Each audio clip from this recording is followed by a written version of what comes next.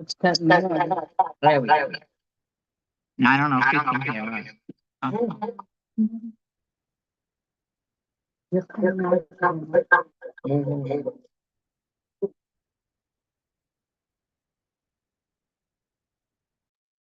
Let's start with our Pledge of Allegiance. Please stand up. I pledge allegiance to the flag of the United States of America and to the republic which stands, one nation, under God, indivisible, with liberty and justice for all.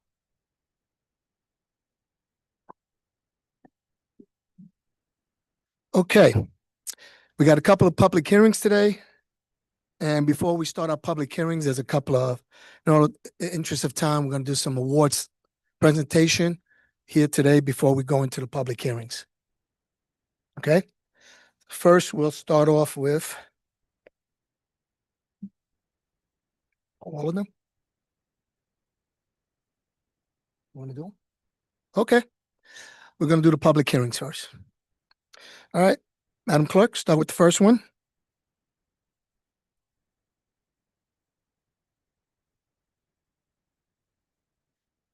Notice is hereby given that there has been introduced before the Town Board of the Town of Wallkill a local law entitled a local law of the Town of Wallkill, County of Orange, amending Chapter 178 of the Town Code entitled Peace and Good Order, which would amend Chapter 178 of the Town Code to amend Article 2 of the said chapter to update the town smoking on town property law to include the prohibition of smoking cannabis products or vaping any tobacco or cannabis products on town property. Please take further notice that a public hearing be held by the Town Board of the Town of Wallkill on December 18th, 2025 at 7:25 p.m. at Wallkill Town Hall, 99 Tower Drive. To consider the adoption of the aforesaid introductory local law. Any resident of the Town of Wallkill is entitled to be heard upon said introductory local law at such public hearing. Copies of the local law are available for review at Wallkill Town Hall. The Town of Wallkill will make every effort to assure the hearing is accessible to persons with disabilities. Anyone requiring special assistance and or reasonable accommodation may contact the town clerk by order of the Town Board of the Town of Wallkill, Louisa Ingracia, Town Clerk. And we do have a piece of correspondence that we'll make part of the record from the Public Health Law Center in reference to this public hearing. I'll also note, Mr. Supervisor and Board, that the notice of public hearing was posted and published in accordance with Town Code and in accordance with New York State law. Thank you. Thank you, Madam Clerk. Thank you, Mr. Frank. So the first public hearing, smoking, vaping on our town property in the parks.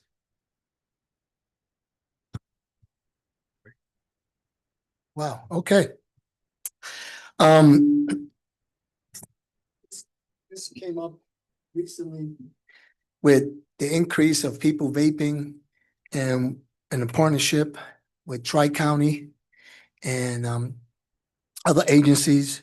We came together, they did a presentation, and they're here tonight because it's something we as a community we have to address, especially with cannabis being legalized and people smoking cannabis on town parks, so we needed to address it.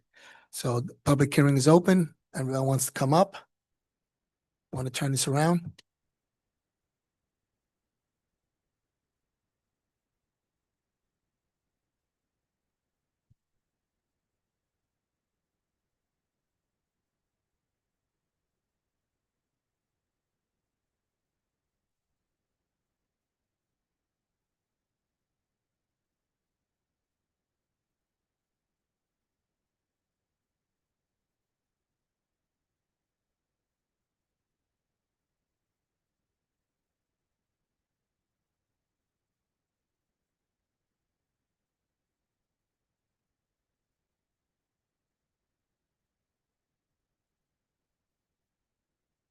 Hi, I'm McKenna Larson and I go to Pine Bush High School. I'm the president of Tri-County Youth Partnership, and I want to thank you guys so much for giving us the opportunity to speak again tonight. And I want to briefly remind everyone why we are here. I just want to emphasize again that it's not just a public health issue when you're smoking in public, but an issue of influence. In New York State alone, 18.7% of high school students reported vaping in 2022.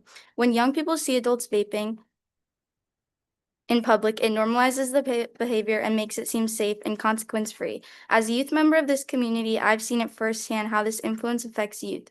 What adults do in public teaches kids what is acceptable. As the leaders of our community, it is up to you to decide what to do with your influence on the younger generation. Thank you. Okay. Thank you. Thank you.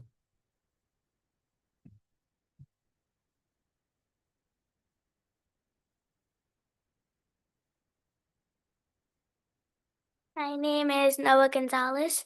I was here in the last meeting, and I just wanted to say thank you guys for letting me speak. And I'm really excited that you guys are considering banning vapes in our parks and playgrounds. Thank you.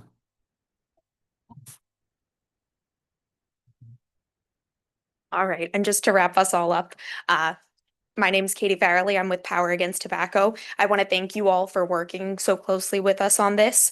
I want to thank you for listening to our education on this important issue, and for taking action around the issue of vaping in your community and trying to create a healthier community for all of your residents. Thank you. Thank you very much.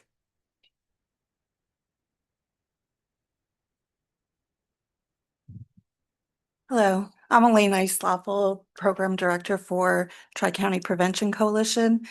We work really hard with our kids to educate them and to educate the community about the effects of vaping and smoking in front of young children, the effects that it has on their health. They were able to speak to you a couple of months ago about it.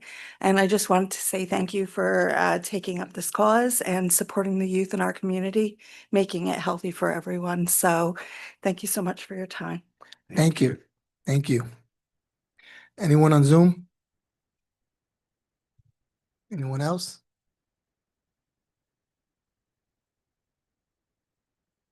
Motion to adjourn. I mean, 1 second, 1 second.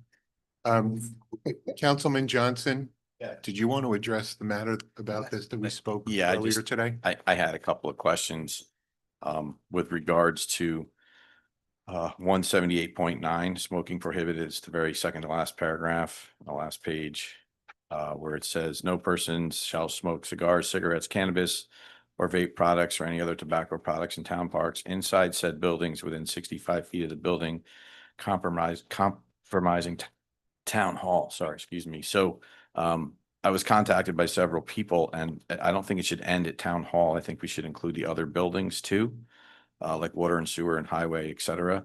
And I'm just questioning, is 65 feet going to allow them to get far enough from this building and be 65 feet away and still be in the parking lot?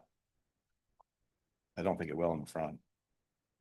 I'm just looking out, like, not really looking out, but considering if we have employees that, you know, do any of these things, to put them off the property is a lot. So Rick, got a recommendation?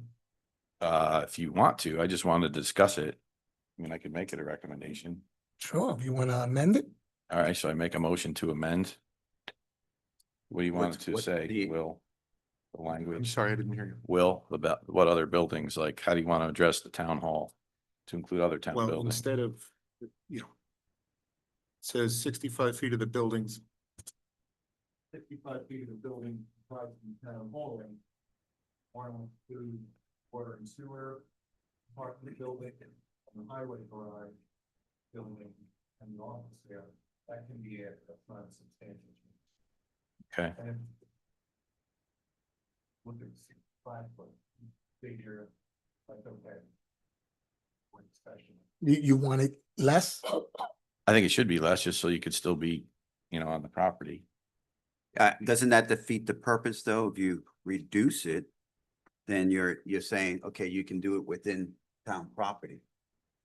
65 feet takes them off town property, and so they're not doing it. You reduce it, it kind of like defeats what you're trying to accomplish here. I believe this law was put in there 65 feet because they didn't want people smoking near the building. And if someone has a window open and the smoke goes into the window, I believe that's why it was 65 feet prior to me coming here. That was 65 feet was put in there. I don't think 65 feet from in the parking lot is that far away, you know, whether it's the front or the back. Most people will probably smoke in the back and get 50, you know, down in the lower parking lot. Well, why even, so the purpose, and these kids are a perfect example, the purpose in the law is to not allow the product to be smoked, whether it's cigarettes or whatever, or vaping or cannabis on town property. So just remove and just say in said buildings and just list the buildings. You don't have to say feet.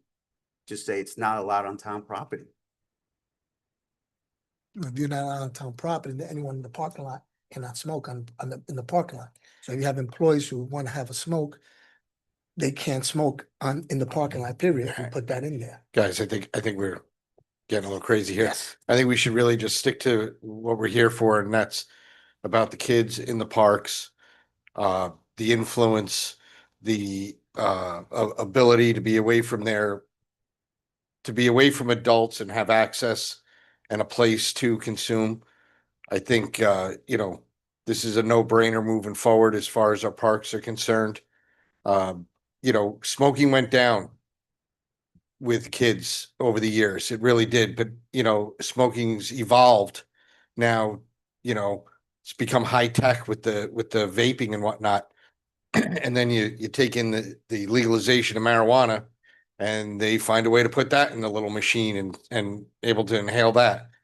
I think that we should really just stay focused on that. With the kids. Now the numbers are climbing again because it's become cool to have this vape pen or whatever they are using. So, if we could stay focused on that, I mean, you're not going to tell an employee that they're going to have to drive, mile down the road to have a smoke. Then you're going to be, where you've been all day. I think, just leave everything as is. Let's tackle this Well, then- work thing. Then an employee can't do that. So if somebody here in the building, let's say vapes, and they want to have a vape at their lunch, or when they're not lunch, their work, whatever, they're going to have to leave the grounds and do it out on the street out there. 65 feet is, that's 5.5 car lengths. It's pretty far. So whatever you want to do, I just don't see anybody enforcing that, but well, I personally think we should go ahead and pass the law the way it is right now, and if it needs to be amended, go back to it later on. Okay, this means Anybody you else? can't have a cigarette outside, Mark. but I do. But you can't. It's against the law. That's my point, Eric. Nobody's enforcing it. You can't have a cop everywhere to enforce this. We're talking about the kids in the park. That's it. Except for the last paragraph. Yeah, it's talking more than park, it's town. All right, what do you want to make it? I think we all agree on the piece about the parks and outside of town. So currently, the current law is 65 feet. So you want to do 30 feet? Now you could leave 65 feet, but I think you should include the other town buildings for Okay. your employees. That's all. Sure. So. And 178.9. 8.9 to include comprising 65 feet of the buildings comprising the town hall, the water and sewer department buildings, and the Department of Public Works. I'll make that motion. I'll second it. All in favor? Aye. Against? That was just to change public hearing. That was just to change the public hearing notice, not vote for the. No. Yes. Yeah, okay. Make a motion to close the public hearing. Second. All in favor? Aye. Thank you. Next public hearing?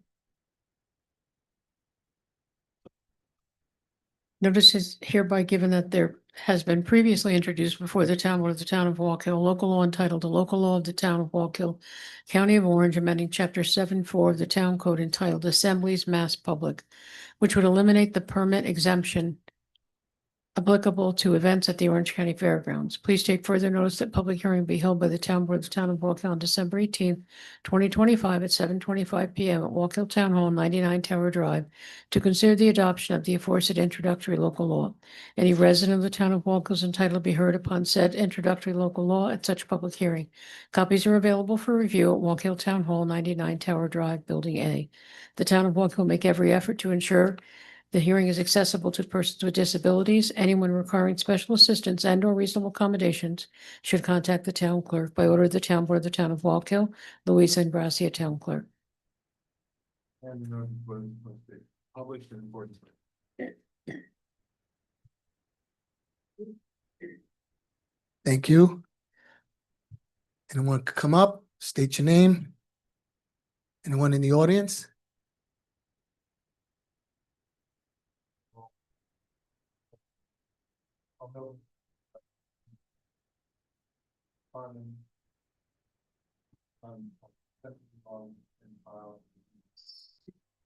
Thank you. Anyone on Zoom?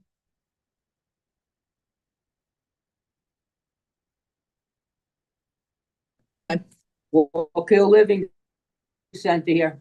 Please state your name. Cynthia Milo.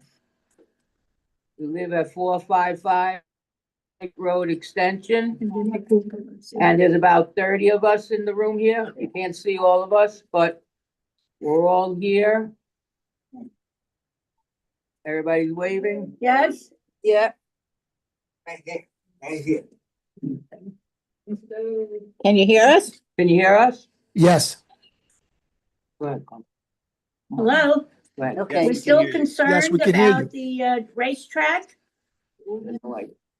Okay. Yes, we're still concerned about the racetrack noise that is still continuing way above the time that you gave us. 1, 2. Until 1, 2 o'clock in the morning. This is the public hearing for assembly. We'll get to the noise after this one. So we're talking about the public assembly, the number of people attending. I don't understand that. I didn't understand. Oh, how people are at the attend? Yeah, they're way over. Yeah, they're You can't even move around in Middletown to get I, through. I anyway. believe you want to speak on the next public hearing. So we'll let you know. Oh, okay. I'm going to shoot down. Okay, so Anybody in the audience? nothing. So This is ridiculous. You don't want to hear it. They don't want to hear wanna it. hear. The same shit over and over again. Larry, can you No. type him something? Yes.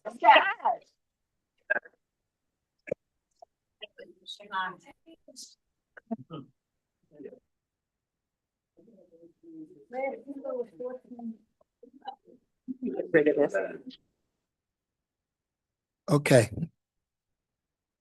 Anyone in the audience? Anyone else on Zoom from over there? See a 26 and I'm not sure what the other one is.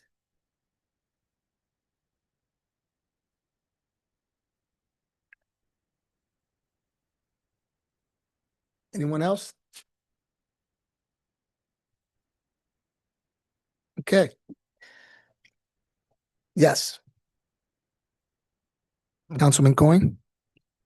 Yeah, so this is pertains to taking it from 5,000 to 2,000. Is the way I understand it. I'm not a fan of putting handcuffs on that piece of property and what type of events can go there. Well, let me rephrase that.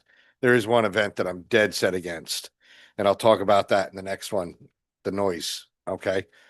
But as far as, you know, the property and what it has always been, and hopefully what it could be in the future. You know, if I could play Sim City and have total control, I mean, I'd have a Golf One there, a hotel and everything else. I mean, you could really do a lot with that property, and to, keep it down to, 2,000 people when it can clearly handle a whole lot more than that done properly. I just I'm not for dropping it that way, but thank you. So along those lines, one thing I want to add there is it's not only about the number of people where it's being dropped from 5,000 to 2,000, which I happen to agree with Councilman Coyne, where just leave it at 5,000. The other piece to this makes reference to the requirement that those events at the fairgrounds would be required, like anything else in the town, for a permit. And I think we've had those discussions, and I don't think there's anything wrong with whatever event is going on. If it's 5,000 and above, it should be a permit.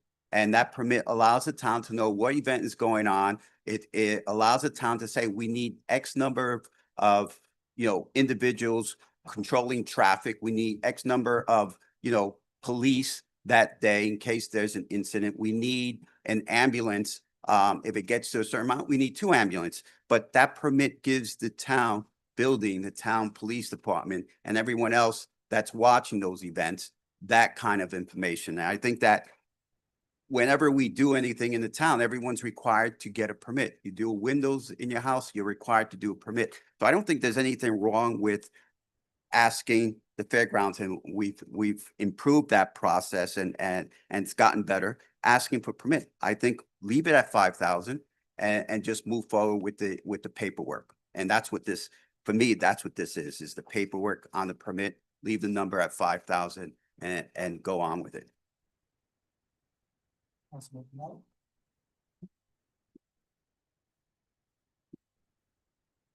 I've really considered this, since this is in my backyard, basically. I think the amount of people, the 5,000 is where it should be. I don't think it should move. I think we should have better controls with the people that are at the fairgrounds on when they have any type of event, which they have done a better job in getting to us with that information. End story is, in my opinion, that the 5,000 is a good number to have. And we should go from there. We shouldn't change it. Councilman Johnson? Thank you, Supervisor. So you've already heard pretty much what needs to be said. The 5,000 does now currently trigger a permit. So by lowering this to 2,000, it would just increase the number of permits. I know we've had some issues there in the past. I'm a local guy, attended concerts there in the early 80s, like Metallica, like really big, serious concerts, did the races all through the 70s, early 80s. And I get it, and I get its value. And I don't think at this juncture, we should be making new laws to try and change what's going on there just yet. And I say that because after reading this law, I think there's some language in here that needs to probably be addressed a little differently.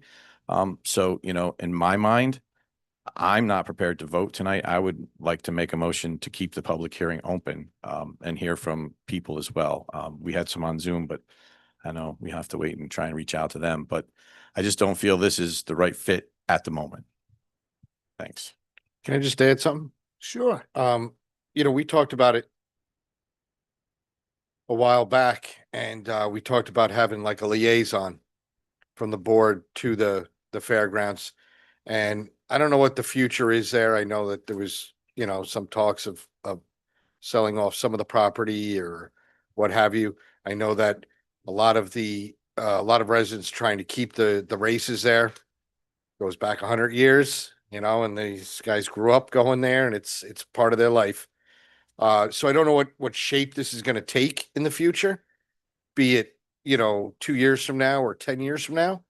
But I think an open line of communication with the liaison from the board, to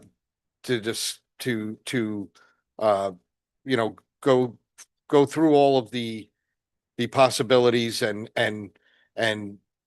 when it does start to develop out, that the residents are kept in mind as far as traffic and noise and everything else. So I know that this board's going to change over, and I'll definitely make that suggestion to the next board that somebody is appointed, and a head person over there is appointed, and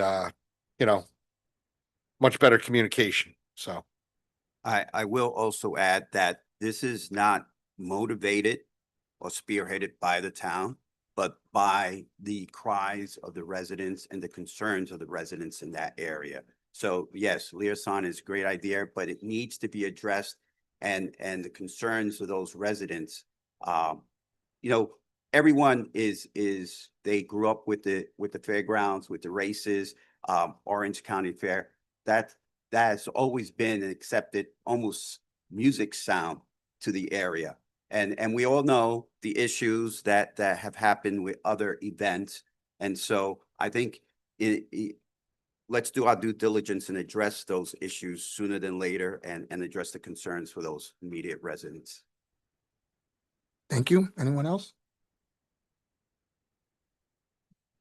Okay. So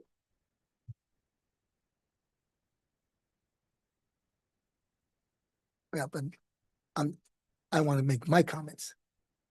So before we address that motion. So we know this has been an issue for the last 3 years.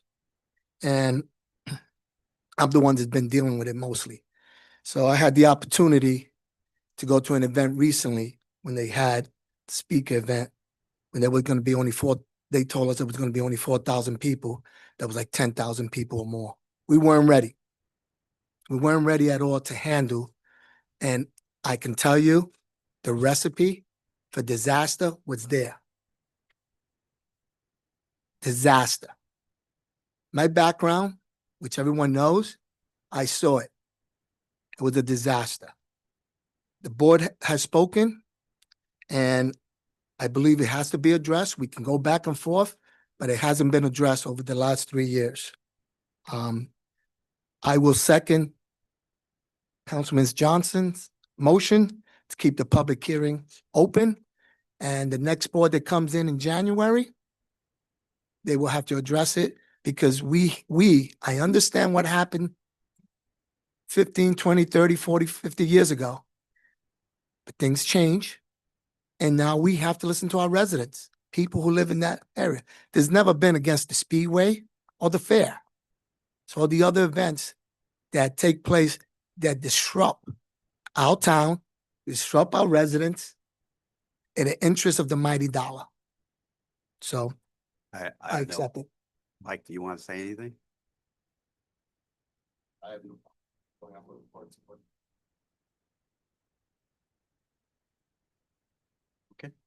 Okay. All in favor? Aye. All opposed? Next.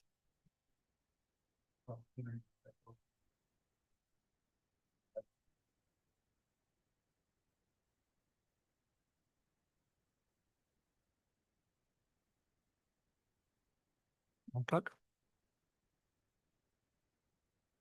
Notice is hereby given that there has been previously introduced before the town board of the town of Walk Hill, a local law entitled, a local law of the town of Walk Hill, County of Orange, amending chapter 165 of the town code entitled noise, which would modify the exemption applicable to the Orange County Fairgrounds. Please take further notice that a continued public hearing will be held by the town board of the town of Walk Hill on December 18th, 2025 at 7:25 PM at Walk Hill Town Hall, 99 Tower Drive, Building A, to consider the adoption of the aforesaid introductory local law.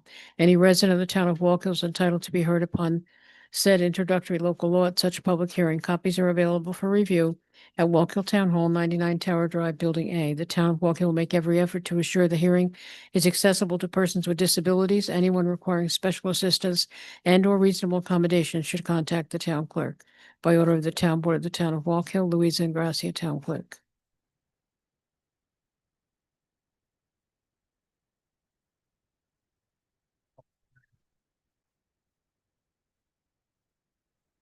Okay. Anyone in the audience? Anyone on Zoom? They left. Okay, until they come back on. Councilman Coyne? Sure. So I know that, again, the history of the property and it's gonna be noise coming from it, the races and whatnot, I get it. The only issue I have is one event, and that was the speaker event.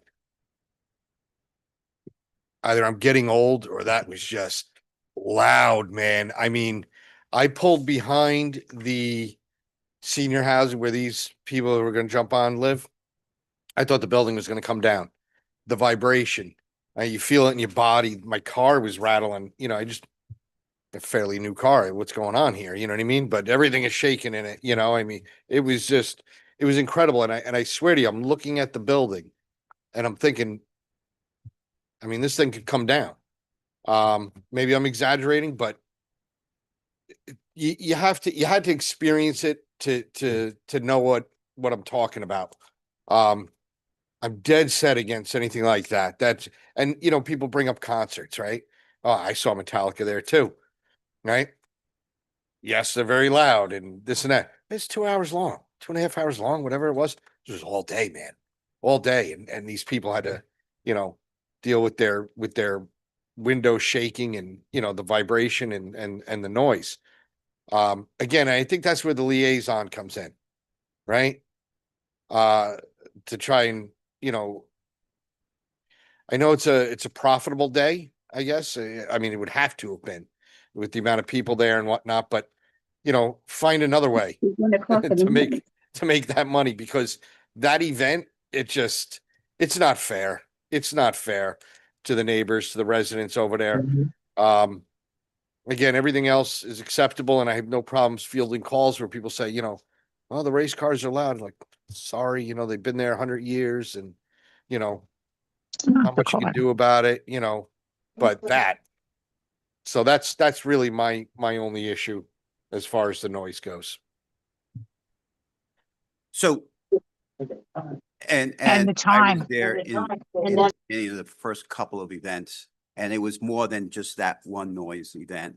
I think there was, where they burned, it's burnout, where they burned the tires. I think it's partly, they have the expectation of X number, and the expectation of that number increases by double. And so there's, you lose some control over that. I think part of the problem here, and I respect and appreciate that the owners are here and Doug is here, is that the person that's in charge of the events, the event coordinator and everything, he's just taking these events, creating them and running them. And so the communication between, hey, the expectation of the town and the concerns of the residents in that area are being missed by that person, because he's not in the area and he's not listening and he's not hearing those folks. Again, Fairground is been there since day one. Orange County Fair, it's music to people's ears, right? Kids go there. The Raceway, same thing, whether it's motocross, whether it's cars, same thing. It's been there, it's expected. The dust and noise, that's something that is expected, and people appreciate it. Some people don't, but for the most part, they do. The concern is those other events, whether they're far few in between, is that we have residents and you see the senior complex there. There is a tremendous amount of noise that is out of control. And the other thing that happens there is, and we've had to have these discussions, is you have to have someone to control the traffic, because it's not only the noise that those events are bringing, it's the amount of traffic that now there's no traffic mitigation, so it backs up the traffic. So I think, yes, open communication. One thing I will say here, we're trying to find the best solution to the concerns of the residents that are being affected by that noise, by those things. At the same time, trying to find a way to continue the success of Orange County Fairgrounds and the events that are there, because their success is the town's success. Their success is the people's success. So we don't want to squash it and just do away with it, but it has to be a compromise there. It has to be, both sides are listening, and I think it's a workable solution. I think that, again, we didn't bring this. We're bringing this because of the echoing of the residents. And to Mark's point, you go to this building and you can feel the vibration. Some of those people are, quite a few people on oxygen living there and everything else. I don't think that it's the end of anything. I think you apply those controls, you apply those those things and it's a workable solution. Manila? So here we are talking about changing something that's been around for over 100 years. People that have lived there, when they bought their houses, there were no houses there. So when they bought into that area, they knew what was there. But I do agree, so they know what's there. But I do agree, as time goes on, there has to be some type of better controls. So I am kind of more in favor of limiting the decibel range than what it is. But again, the people that live in that area, those houses there have been there for over 40 years. The track has been there for over 100 years. People know what they were getting into when they bought a house. Thank you. Councilman Johnson? Thank you, Mr. Supervisor. I'm not going to continue what's been set up here. I just want to point out a couple of things in the law. Again, the language needs some addressing. For example, all emissions of noise extending from the boundaries of the emitters premises beyond the boundaries of said premises in a residential district which exceed 55 decibels between the hours of 8 a.m. and 8 p.m. means you can't mow your lawn on Saturday or Sunday or any other day between 8 and 8. If you have a real lawnmower, it's about 95 decibels. So, yes, it is. Yes, it is. Mine is way beyond that. So, you can look that up. If you go down further, the use of an automobile, motorcycle, or vehicle with unreasonable noise. It doesn't really say what that is. I'm a car collector, got 20 cars. I have cars from the 50s. They don't really have much for in the way of like exhaust in the 50s. So they would be unreasonable in their sound when I drive my 55 Porsche down the street. And I have a problem with that. I really do. I think if you're going to do this and then go a little further, any vehicle in excess of 10,000 pounds, my backhoe is 16,000 pounds. So I can't operate my backhoe for more than 10 minutes because it's beyond the weight limit. So I think there's some things here that need addressing before we even consider adopting this, because, you live in Ward 4, you got stuff. You got tractors. Tractors are loud, very limited exhaust, old diesel machines. They would fall into this. My Skag Turf Tiger is way beyond 55 decibels off the property line, beyond my 11 acres or 12 acres.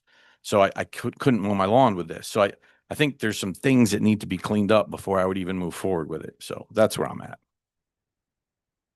So I think that being said, obviously, Mr. Johnson's the problem.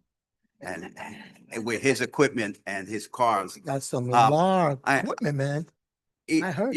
And I think that one of the things here is again, moving forward, maybe you get together and forget about this, but let's set some rules and some guidelines on concerts, on events, and what the expectations are. I think we're close to that. We've sat down with Doug and we're close to that. And then the other thing is the guarantee of the enforcement of those rules that are put in place. Outside of that, and just closing down Mr. Johnson's house for those noise it's creating. Anyone else in the audience? Anyone on Zoom? Okay, speak. Gotta unmute yourself. Can you unmute her?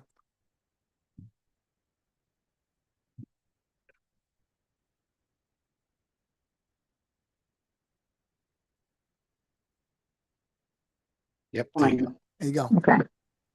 Okay. This is the town of Walk Hill Living Center.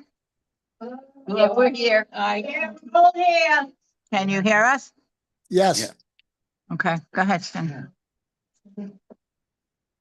We have a problem with the time that this ends. And when they have the concerts, the vibration that goes through this place all day long from 8 in the morning until 1 in the morning is horrendous. I mean, when you have the races going, there's a certain time, they end, and that's it. But these concerts are crazy. I mean, I don't think that was in place. We lost them. 50 years ago. Right. Lost them. We Oh, there we we can are. hear you. Okay, so I don't think the concerts were in place 100 years ago to be blasting with speakers that are bigger than our cars that they put there. And it's just, I mean, if you people came here for just one concert and stood here for 10 minutes, you would see what we're talking about, what we put up with for 12 and 14 hours in a day. You go home with a headache. Right. Sometimes the races too, they go the till races 1, also. 2 o'clock in the morning. They do go late sometimes, but you know, again, like you said, that's been here. But these concerts are ridiculous, overflowing. They're what was it? They're auctioning off kids. People. They're auctioning off people, women, at for prizes. This is ridiculous. I mean, it's just getting out of hand. People are overflowing onto our property, drunk, urinating. I mean, it's terrible what goes on here. You know, and yet we call the cops, they come in, they say, okay, and they move on. I understand that you really can't do anything, but something has to be done here. Here. Elderly people. Right. But it's just, you really need to come here just once. We're all. It has nothing to do with the age. It just has to, no. Fine, give them a fine. Right. They won't do it. Right. You give them one fine once, or if you come here for 10 minutes and just listen to it, you would definitely say, oh my God, I can't believe this. That's how bad it is. Well, the building vibrates. Right, yeah. Building vibrates. It's 14 hours. I remember on Easter Sunday. All last day, year, all they day. they had a party all day, 8 o'clock in the morning till 1:30 in the morning on Easter Sunday, when we try to have a party with our families. It's ridiculous. But some of us can't get out of the building. That's why we're not there. Some of us don't drive. So when our families come here to visit us, that's not something that we need to be hearing On a holiday. on a holiday also. We have a right to enjoy ourselves also. So that's our argument here. And Thank I you. hope that you hear us loud and clear. Thank you. Anybody else in the audience? Anybody else? Step up and Same thing from all of us. Same thing. I said, So, hi, guys. I've been strongly advised not to speak from the council. My name is Michael Gerda. I'm the majority owner of the Orange County Fair Speedway. I don't want to talk on the basis of the laws that are passed. We've all had many conversations about that. But I can promise you, according to the senior center, I have never auctioned off a woman at a rodeo or Mexican event or anything along those lines. And I can't even stand what I'm hearing right now. We have never been in operation on Easter Sunday at 1:30 in the morning. And I've never heard of a correlation between noise and oxygen. Like, I don't even know what to say. It's just a bunch of nonsense of people that are mad that we're making noise. And I do look forward to the regime that's coming in. I thank you guys for working with us. We've made some changes over the past few years. I know we can come up with a resolution. I'm 3 generations as the owner. I've been personally doing this for 35 years. And I have never been in a town more than I've been in the last 3 years. I don't know what the disconnect is, but I love this town, been in this town my entire life. My family's been in this town Can we for 3 talk again? generations. Right here, There's wait no till next reason why we can't work this out. Passing laws that affect every business in the community, whether it's golf courses, community centers, sports fields, the high school sports. It just doesn't make any sense. Let's just sit down and have a conversation. Clearly, it hasn't worked out in the last 3 years. For whatever reason it is, I'm an open book. Everybody on this board has my phone number. If you don't, please call me. I'm always available. I see no need to pass more laws on town residents or businesses to make it more difficult than it already is to make a living in New York State. So I was told not to talk, but I couldn't take it anymore after that. Thank you for your time, guys. thank you, Mike. Mr. Greta. Anybody else?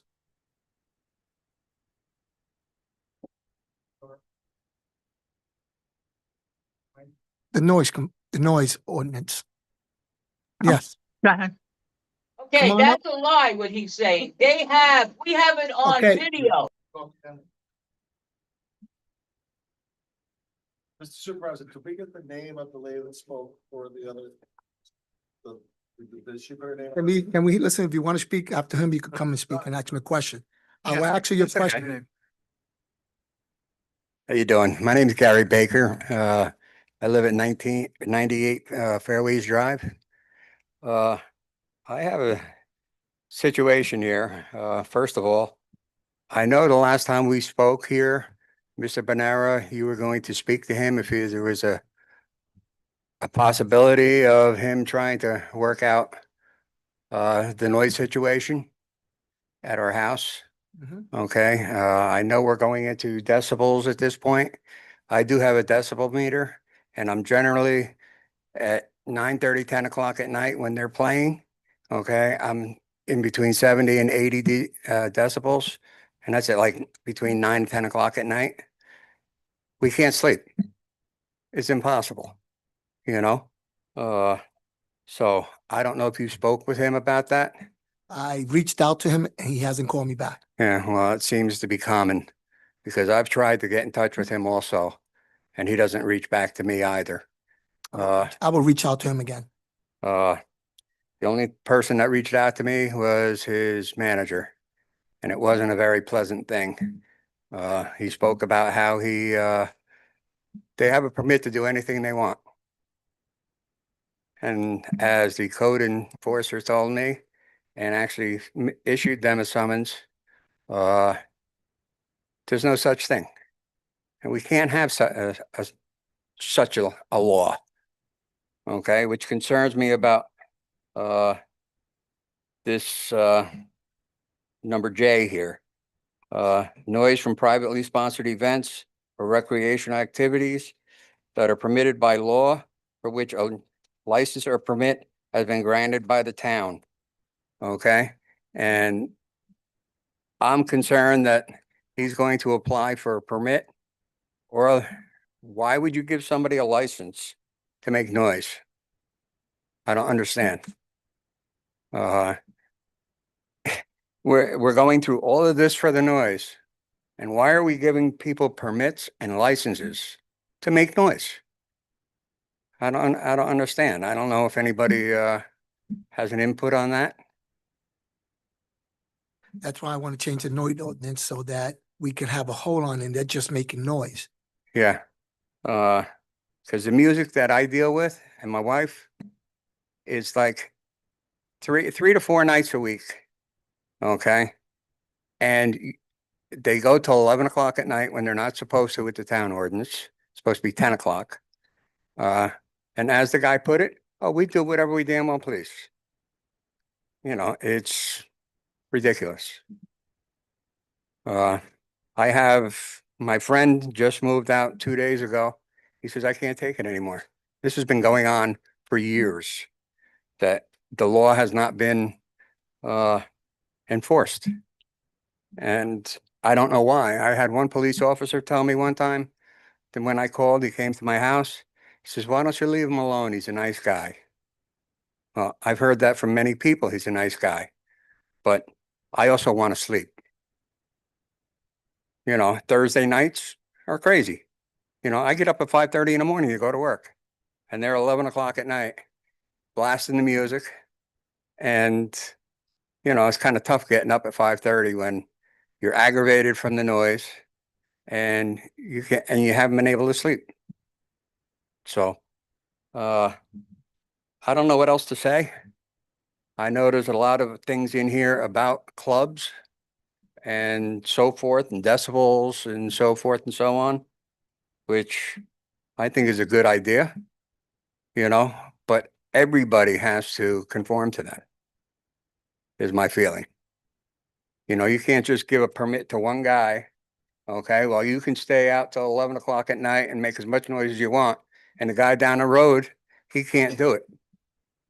You know, because he's not allowed. The town doesn't like him or something. I don't know exactly what it is, but, you know, I just, I want to be able to sleep. I mean, that's my right. Yes, it is. You know, I did purchase the house a year ago. And, you know, everybody says, oh, you buy a golf course. Yeah, well, that's nice. You buy a golf course and, you know, you look at the town laws and he hasn't abided by them. It wasn't a problem, you know? I just know my neighbors say, don't waste your time calling the police.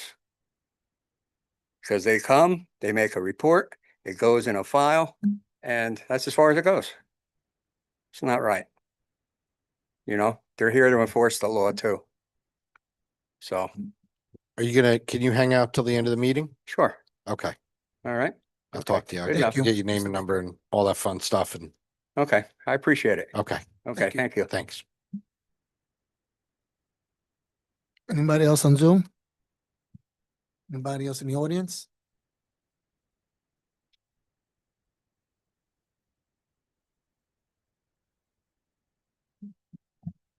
Justin Reed, Town of Walk Hill resident. I just want to speak on behalf of the public hearings tonight in support of the event facilities here in the town of Walk Hill. I think the town's done a phenomenal job over the last couple of years talking about housing. Obviously, it's a very different characteristic of the town, ward by ward. You know, in Ward 2 and 3, we've got some high density housing. Ward 4, we've got a lot of rural housing. The makeup, the landscape of this town is very different ward by ward. And included in that is event facilities. We look at all the different event facilities, whether it's golf courses in the town, one of which was owned by the town, whether it's the fairgrounds, whether it's Dogwood Acres, you know, whether it's Blue Sky Sports Complex. I think the town board needs to, you know, look a little bit further into how these event facilities factor into the landscape of the town, both currently and in the future as we move forward. As you know, I interviewed for the planning board about a year ago and we talked about this. I said the fairgrounds is a vital piece of property in the town, 100 acres of undeveloped recreational space built between two schools next to the Miracle Mile of 211. You know, it's a piece of property that we need to look at. If we have one event there that is causing the problem, let's not build a rule for that one problem, that one exception. Let's get in the room. Let's talk about it. Councilman Coyne talked about a liaison. I'll volunteer for that position. The fairgrounds means a lot to me. Similar to Mike, third generation. I'd like to see that continue. Whether it be golf courses, you know, making an event facility liaison because the town needs these event facilities. Everyone loves that 2% tax revenue we get from the hotels, right? Well, a lot of that is coming from these, 5%? 5% tax revenue from these hotels in the town. Legoland's great. It's in Goshen, but all the hotels are in the town of Walk Hill. We're benefiting from that 5%. But we've got event facilities right here that are generating sales tax, hotel tax, and we need that. We look at our budgets over the last couple of years. We're passing unbalanced budgets. So we're going to need that revenue, whether it's sales tax, hotel tax. So event facilities are key to our future here in the town of Walk Hill. I understand the Walk Hill Living Center has an issue with one event. I could tell you the races have not gone on till 1, 2 o'clock in the morning because I'm there. I've been there. You know, when you look at the fairgrounds today, it's probably used 20% of the time throughout the year. Let's say it becomes high density housing or a warehouse or a rec center or a civic center. It's going to be used a lot more than that 20% in the future, and it's only going to make them more upset. So let's not think too crazy here. Let's address the issue. Let's not create new laws and move forward. I really don't want to see these things tabled. Let's just vote no and move on. We don't need to have it tabled. Let's move on. Thank you. Anybody else?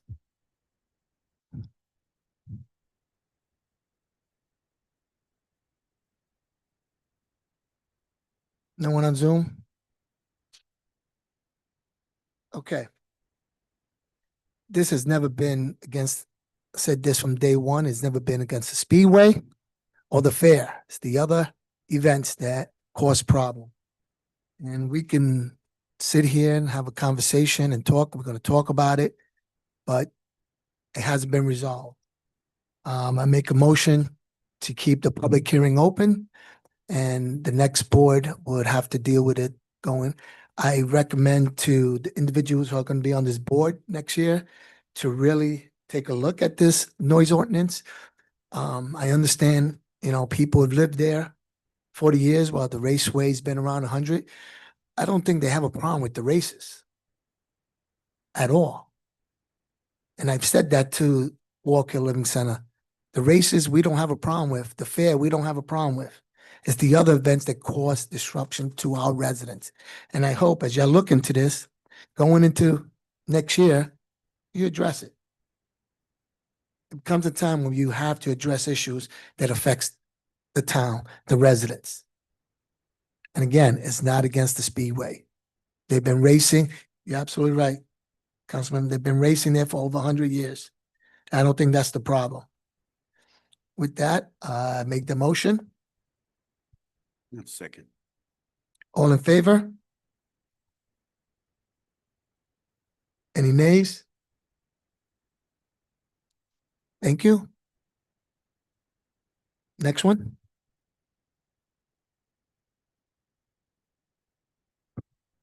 Notice is hereby given that the town of Walk Hill, through its master plan review committee, has finalized the update and amended comprehensive master plan of the town. Please take further notice that pursuant to town law section 272-A, a continued public hearing will take place by the town board of the town of Walk Hill on Thursday, December 18th, 2025 at 7:25 PM at Walk Hill Town Hall, 99 Tower Drive, Building A, to consider the updated and amended town comprehensive master plan. Any resident of the town of Walk Hill is entitled to be heard upon the proposed comprehensive master plan update at said public hearing. The proposed comprehensive master plan and supporting documents may be accessed at www.townofwalkhill.com. Copies of said master plan are also available for review on the town's website at www.townofwalkhill.com. Hard copies are available at Walk Hill Town Hall, 99 Tower Drive, Building A. The town of Walk Hill will make every effort to ensure the hearing is accessible to persons with disabilities. Anyone requiring special assistance and/or reasonable accommodations should contact the town clerk. By order of the town board of the town of Walk Hill, Louisa Ingrassia, town clerk.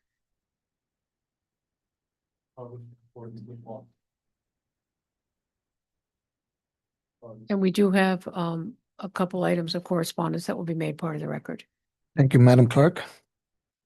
So the comprehensive plan, it's the purpose of it is to try to have the community, town of Walk Hill vision for the future and the guide how the town will get there within the next 9 to 10 years. This comprehensive plan is 6 sections, with the first section being the vision, stating the highlights and the goals for the town of Walk Hill in the future, the land usage, the plan, and how we conclude how we're going to get. And then it also has demographics of how the town has grown over the last 30 years. The last comprehensive plan was put together back in 2005 and put out in 2009. And I want to thank the master plan committee, who I thought some of them would be here today. We do have Councilman Johnson, who's the chair, and Councilman Vanilla, who's on the committee. Councilman Johnson, you want to speak on this? Yeah, so this is a continuation of the public hearing that we've had now for, I think, 2 years. It's been open. We've tried to address concerns and issues that people have brought to the attention as a committee, and make modifications with those. And I think most of those were, as much as possible included in the latest version. And again, this is something that really hasn't changed much in probably a year since then, with some small modifications. And the idea of the committee is to get people from all different walks of life on there to view things in different ways and have a perspective that's a little different than everybody else's, to try and come up with a plan that's best for the town to move forward for the next 10 years.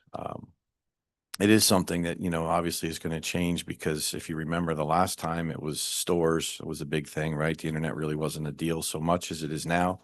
So now everything is e-commerce with warehouses. And remember, we had a moratorium on warehouses because we had so many projects in the town. So that's like one of the things you look at, because again, in another 15 years, maybe it's not warehousing, maybe it's something entirely different, right? So you got to be open-minded and plan for the future and try and look out for the best path where the town stays viable, the taxes stay low, the residents stay happy and are able to live, in the lifestyle that they're used to, and still want to call Walk Hill home. So that's what the committee did. I'd like to definitely say a big thank you to all of them. There's 7 members, including myself, and they worked pretty hard, at least twice a week, twice a month, sometimes more. We would meet and try and go through stuff. The plan is available on the website. You can look it up. It went to the county. We got the county's comments. They had some comments in there that are a little different than our view, but certainly something we can look at and address. So anybody has any questions, we'd be happy to answer them. Anyone in the audience? Anyone on Zoom?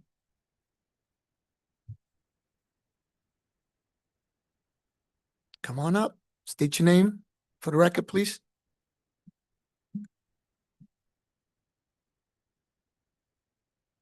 Good evening. My name is John Capello. I'm an attorney with J&G Law.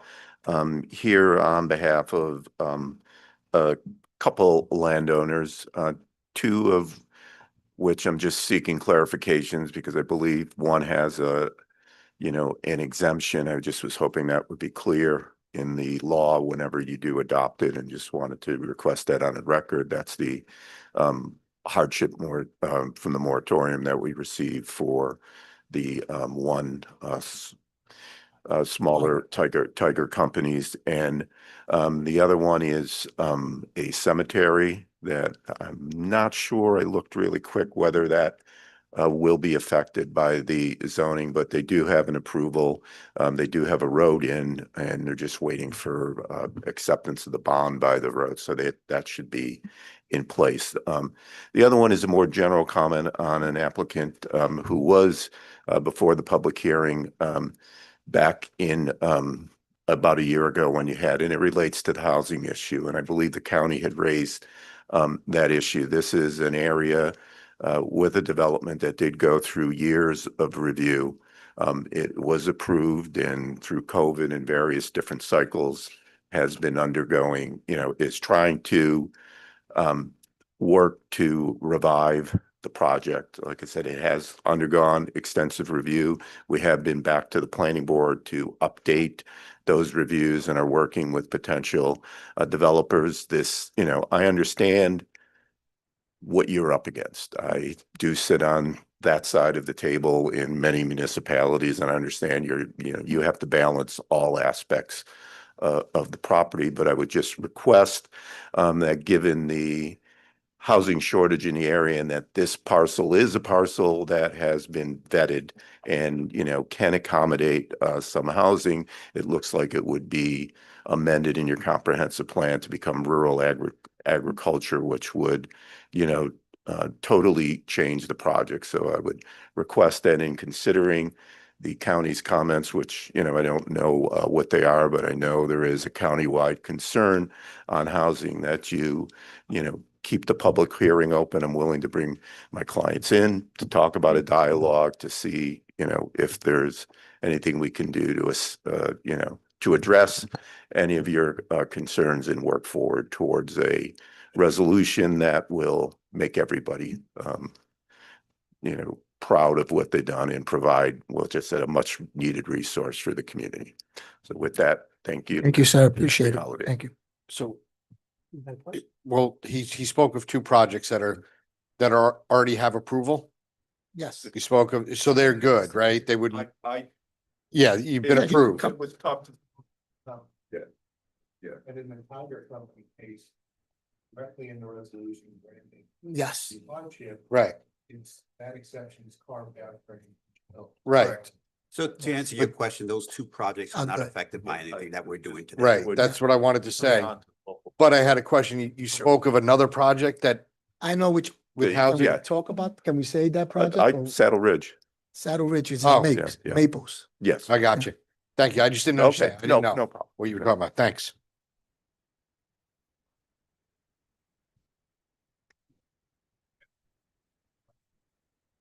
I didn't know.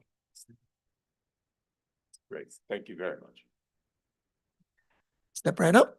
How you doing? Good evening Supervisor and members of the Town Board. My name is Lucia Chiocchio. I'm a partner with Cuddy and Fader, and we represent the modified owners of the Galleria Residence premises and that project. We submitted a letter earlier today, and while that letter was lengthy, my comments tonight will not be. We were recently retained by what I described as the modified owner. Our clients were silent investors in the project until very recently, when they decided to take a more active role to try and move the project forward and complete the project. We were retained days after the November 19th decision to repeal the overlay district for that property. Our clients were surprised by that decision. So we decided to dig into the record and see what led to that decision by the town. And as an aside, I'd like to thank the town clerk and the planning and zoning departments for their timely responses to our FOIL requests. It was really very much appreciated. So upon a review of the record, what we saw was town support for the project. The approvals were issued in 2022. The PRD overlay district was adopted by the town. That was challenged. The town defended it. The planning board and the town staff spent considerable time reviewing the project, and ultimately the planning board approved the project and 2 extensions. What wasn't really clear was the reason for the recent repeal of the PRD overlay district. While the applicant at the time was trying to renew approvals, the town was taking steps to repeal the overlay district, which would have prohibited the project. So what we're simply asking for respectfully is that you delay the vote on the comprehensive plan, keep the public hearing open, and give us an opportunity to open up a dialogue with the town with respect to that project. We understand there is a new administration next year, so we really would just like to talk about the concerns, see if there's a way we can address them and move them forward. With that, I thank you for giving me an opportunity to speak. Thank you. I will comment on that project because I spoke to several of the owners on that project, and it had nothing to do with COVID. And yes, the overlay was granted and they did absolutely nothing with that project. And we kept asking, what are you doing? They did nothing. They've gotten multiple extensions and they did nothing. Then the extensions were expired and they still got an opportunity to get another extension. So then when I spoke to the original owner, which you made reference to, he said his interest was to change the project. Now, the overlay states that this is an approved project and you have to build it according to what the town agreed to. He was interested in changing the project and coming back to the town saying, hey, we want to change the project. It's costing too much. And so, again, nothing was done. So I know you did your due diligence and you followed the records and stuff, but my personal experience in talking to the owner several times, and I guess he got tired of taking my calls because eventually he didn't return the calls. And then I found out that there were multiple owners. Again, nothing was being done on the project. So regardless of what happens here, for the record, that overlay has been removed from that project. So it no longer exists. So I know you want to come back and review that and reintroduce that. So you do have that right, and that opportunity will be forthcoming. Thank you. I appreciate that. Thank you. Thank you. Anybody else?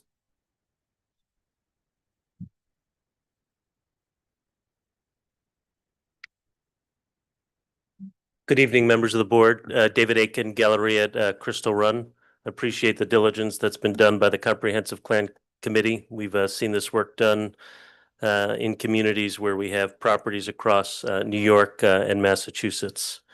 I believe that the October version that was made public, the indication was that there were some changes, and one of the changes, I think specifically that continued in that regard, was the complete removal of the PRD throughout the entire town.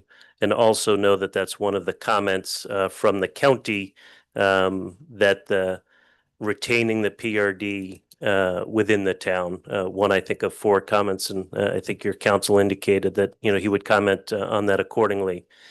We're obviously located in town center, and our presence in town center is made sense when the property opened 33 years ago, because we're very close to the main roadways, close to the train station, and I would say an evolving bus service, communication. You've heard us speak before, whether it's on property or, here in this, that it's an important tool to be able to give the ability to enclosed shopping centers to adapt and change. When I first joined Pyramid 23 years ago, it was come shop, watch a movie, and visit the food court. And now as you take a look at the portfolio, our portfolio and nationwide, it's come shop, dine, play, live, and work. So it has really become a mixed-use development, and we've been very proud of the efforts that we've done to advance here, and clearly have the goal. I heard the comments before about the benefits of room occupancy tax. We very clearly want to drive the hotel, but it is very clearly there are at least 192 residential projects that are taking place at enclosed shopping centers. They're taking place adjacent to, as a way in which to benefit the businesses within the mall, which we have well over 100, created additional rateable and a whole series of other patterns. And there's a regional group here called Patterns for Progress that did a very thorough report on the adaptive reuse of parking lots and other land associated with enclosed shopping centers. And I will, assuming that this public hearing will continue, I'll submit some information on a couple of other projects for the benefit of everyone. And I'll just say it briefly. Up at Cross Gates Mall in Guilderland, there are 7 different projects that have been developed around the mall, in the process of being developed, about $200 million of investment to ensure the long-term success. There are probably a couple of other technical matters, but I look forward to continuing the direct engagement with the board as well as your planning board, and appreciate the opportunity to share our sensitivities this evening. I guess as a last matter, just for the record, as a couple of individuals ago had indicated, there was some specific submissions regarding a proposed project that was made. And I was just asked by that developer to make that of the record this evening as well, so I can submit that accordingly. Thank you. Thank you, Mr. Akins. Go Syracuse. Anyone else? Anyone on Zoom? Councilman Cohen? Wait. No. Councilman Cohen? Yeah, so first I'd like to say thank you to all of the members of the committee, the comprehensive committee. You guys have done a fantastic job. I popped into more than a handful of the meetings throughout the last few years. Very smart people, all residents of the town for 10, 20, 30 years, which is excellent. Thank you to Councilman Johnson for leading the effort, Councilman Vanilla for taking on the task as well. Whenever you have 5 people here, you're not going to have everybody thinking the exact same thing, right? Now take these 5 people and put another 7 or 9 people. We're not all going to agree on everything. I agree on a whole lot of it. There's a couple of things that I would like to see tweaked, and they will discuss them, I guess, when we go over the notes from the county, and that is the conservation subdivision. I know it can be abused, but I know it can be tweaked so that therefore it cannot be abused, and we can still benefit from having it in our code. The other thing is the PDR. Again, I don't like it all over town. And to be quite honest, I don't even like it in all of one zone, and would love to see it in half of, say, TC. So again, a tweak is what I would be asking for. I know we do have to go back to the county with it and it's a little chaotic and thank God for Will. But you know, that's basically where I stand on this.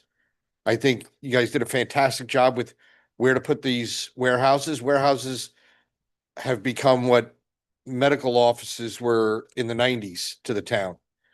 But the problem is the medical offices, they all filled up, but the warehouses aren't, right?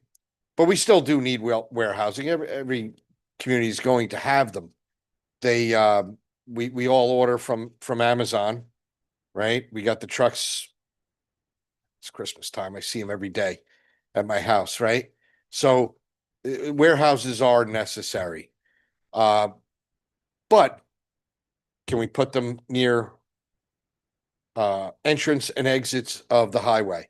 So therefore you're not affecting the local traffic too much, right? And the master plan review committee heard that and did just that. Fantastic job on their part.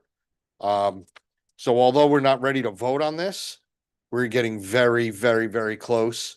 And I would think within the next month or so, it's going to be a go. But those are my two things that I'd like to see tweaked, the PDR and the conservation subdivision. Thanks. Councilman Valentine? You know, and yes, thank you, the master plan committee. Thank you, Eric, for driving that. And one of the things that we always look at, and I always preach to my colleagues, is that whatever project comes in front of us, whatever proposal comes in front of us, the first and foremost question we should be asking ourselves is whose interest does this serve first and foremost? And the answer needs to be the town and its residents. And if it's not, that's not a bad thing, but that tells me you have to take a closer look to it. You have to look at it in detail and see what are the repercussions, if any, of a project that may come in front of us that doesn't serve the town's first and foremost best interest. We have to learn from our neighbors. We have to not repeat their mistakes. The town of Walk Hill touches 5 school districts. 5 school districts. It's a big town, 64 square miles. And so we need to have these types of plans to make sure that our current build out and our future build out is smart. We talk about smart growth, and that encompasses a lot of things. The town is big enough that it offers a way of life, a different way of life for everyone that wants it. You want to be out on in the 4th ward with 5-10 acres, that's fine. If you want new neighbors, we have a piece of that. But it has to be in a smart way where you don't then choke those areas that have been designed a certain way. And now, people, perfect example, like Scotchtown, we like our neighbors. We don't need big lots, but we have some elbow room. Now that you start sticking things where, there's little space in there, let me put something else in there. And then it becomes too much. So certain things that came back from the county, one of the things is the conservation subdivision, which I think that one of the talks was to remove it. My fear is that you remove it, it's never going to come back. And what I would say is keep it and then work on improving it. Working on okay, if someone wants that type of build out, make it where it has to be a certain size of a lot. Does it have to be an acre lot, an acre and a half, and still conserving and protecting the open green space? The PRD that was just mentioned by the 2 individuals, again, it's designed for its purpose, but it has to be in a certain area, and it can't choke that area so much that now people are just there is no elbow room, and it's increased traffic. We're an area that already has traffic. So one of the things I would say in there is that keep it away from existing areas, say zone that touches another zone. The TS, if it touches another zone, keep it away from that. Keep it away from existing residential areas. We don't need any more people on top of people. So those are my things that I hope moving forward, the committee will look at and take into consideration and work on it. I think if you do away with something, it stays away. I know how slow government works. So if it's not there, you're not going to work on it. And that's why I say keep it and look into it and improve it while it's there. That's all. Thank you. Thank you. Councilman Vanilla. Lots been said. But this basically falls down to, does the council want to have control of high density housing, or do we want to give the planning board the go ahead with the guidelines they have? That's what the ultimate rub is here. And that's what we've been going back and forth for the last 3 years about. So there's nothing more to really be said, but I will just definitely continue talking about it. Thank you. Councilman Johnson. Thank you. Let me just explain a quick thing about zoning. Zoning is why you live where you live and appreciate everything around you. It's through zoning that towns grow, develop, and become what they are. And if you create a floating zone that allows that zone to be changed by this board and they can place it on there, everybody that lives in that zone now is, you know, susceptible to that change. So for example, we just had a project presented where the lots are a minimum of 3 acres in RA and 200 feet of road frontage. It's, you know, a 100-acre piece of property. They're going to put 30 homes on 1 acre lots, which, you know, again, if you look at well and septic separations for 30 years from when the project starts and you've used your 50% expansion area for your septic, probably going to be problems with well and septic, right? But anyway, that aside, everybody else out there lives on much larger lots. So you would change the quality and condition of the neighborhood when you allow something like that to occur. We have zoning. We should follow the zoning. We shouldn't have the ability to say, you know what, I'm going to spot zone this and change it and put this here. And everybody there is now going to be like, well, I bought my house on this piece of property because this is how I chose to live. My house is my biggest investment in my life, right? I had to pay probably $800,000 in interest by the time you pay it off. And now everything around you is going to change to something you don't want to see. If we have acre zoning, which we already do in the town, put those developments there because, you know, that's why we have zoning. So the reason behind the overlays and looking at those was just that. The second reason for that is there is a question of deed restrictions. They're great until the property changes hands and it's a new deed. You can always go back and remove those deed restrictions. So the conservation subdivision that was presented the other night was actually not correct. You're not supposed to increase the density that's allowed by having a conservation subdivision. If you have enough property for 30 lots, you want to do on 3 acres and spread out, great. If you want to do a conservation subdivision, you should keep those same 30 lots, condense them to a smaller area, and then preserve the open green space around it. But I go back to what I just said. That's great for the project. 15 years from now, that green space will become more houses. And now you've changed the character of a neighborhood because you allowed for this overlay zone. Again, if you want to have these things, change the zone in an area so everybody that moves there knows exactly what it's going to stay as. All right. So that's the logic behind all this. The PRD allows crazy high density. We have a code based on acreage for the number of apartments you're allowed to have. When the PRD was done, it like blew that out of the water. I think the project that was at the mall was allowed maybe 70 apartments and they got 225, right? So that certainly changes the density of the neighborhood. Now, if we're going to have something like that, people say, oh, we need it for housing. Listen, folks, affordable housing is sailed. That ship is gone. There is no affordable housing. These apartments are going to rent between $2,500 and $3,000 a month. That is not affordable at all, right? So to think that you're going to have affordable housing because your lot's a little smaller, the project that was here the other night, I said to the developer, what are these houses going to sell for? So they would be a house on 3 acres. Now they're a house on 1 acre, still $800,000.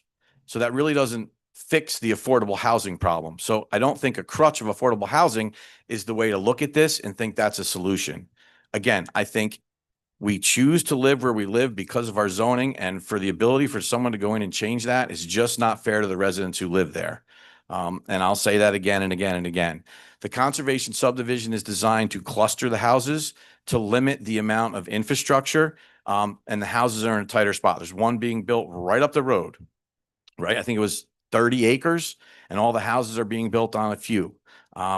Again, is it good? Is it bad? I don't know. I don't like it. I wouldn't want it in my neighborhood, but that doesn't mean what I have to vote for is what I choose, right? Because I have to represent the town and the people in it. So I have to look at that. So maybe there is some tweaks that could be made and these things could still exist in the code. For example, I had some conversations with the other council members about, the PRD being adjacent to other residential zones. Maybe a solution is to limit it to a zone that's very close to mass transit, like the train station, right? So that does fit the bill. Now you can have high density housing. People can use the trains and mass transit, and it does kind of do what the county's looking for. But again, I think you need to be really careful if you allow for zoning to be changed by a board. I just don't think that's fair to the residents. So that's where we're at with that. Thank you. Thank you. Anybody else in the audience?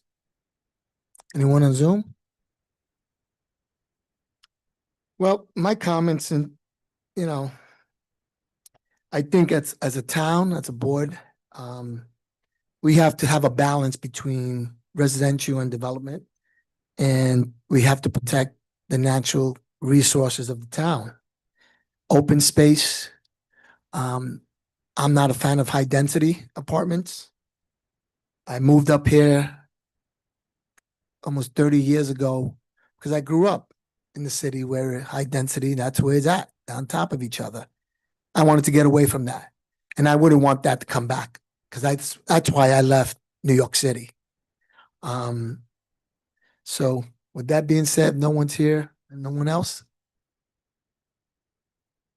Okay, I was gonna. Yep. Well, yeah, but. I mean, could be. Yes. Yes. Okay. You have, things. One that's public hearing, even though it's going to be continued. First, as I said, editorial comment. Heard everyone, on the board. Commend the plan committee for the tremendous job. And I'm going to echo that.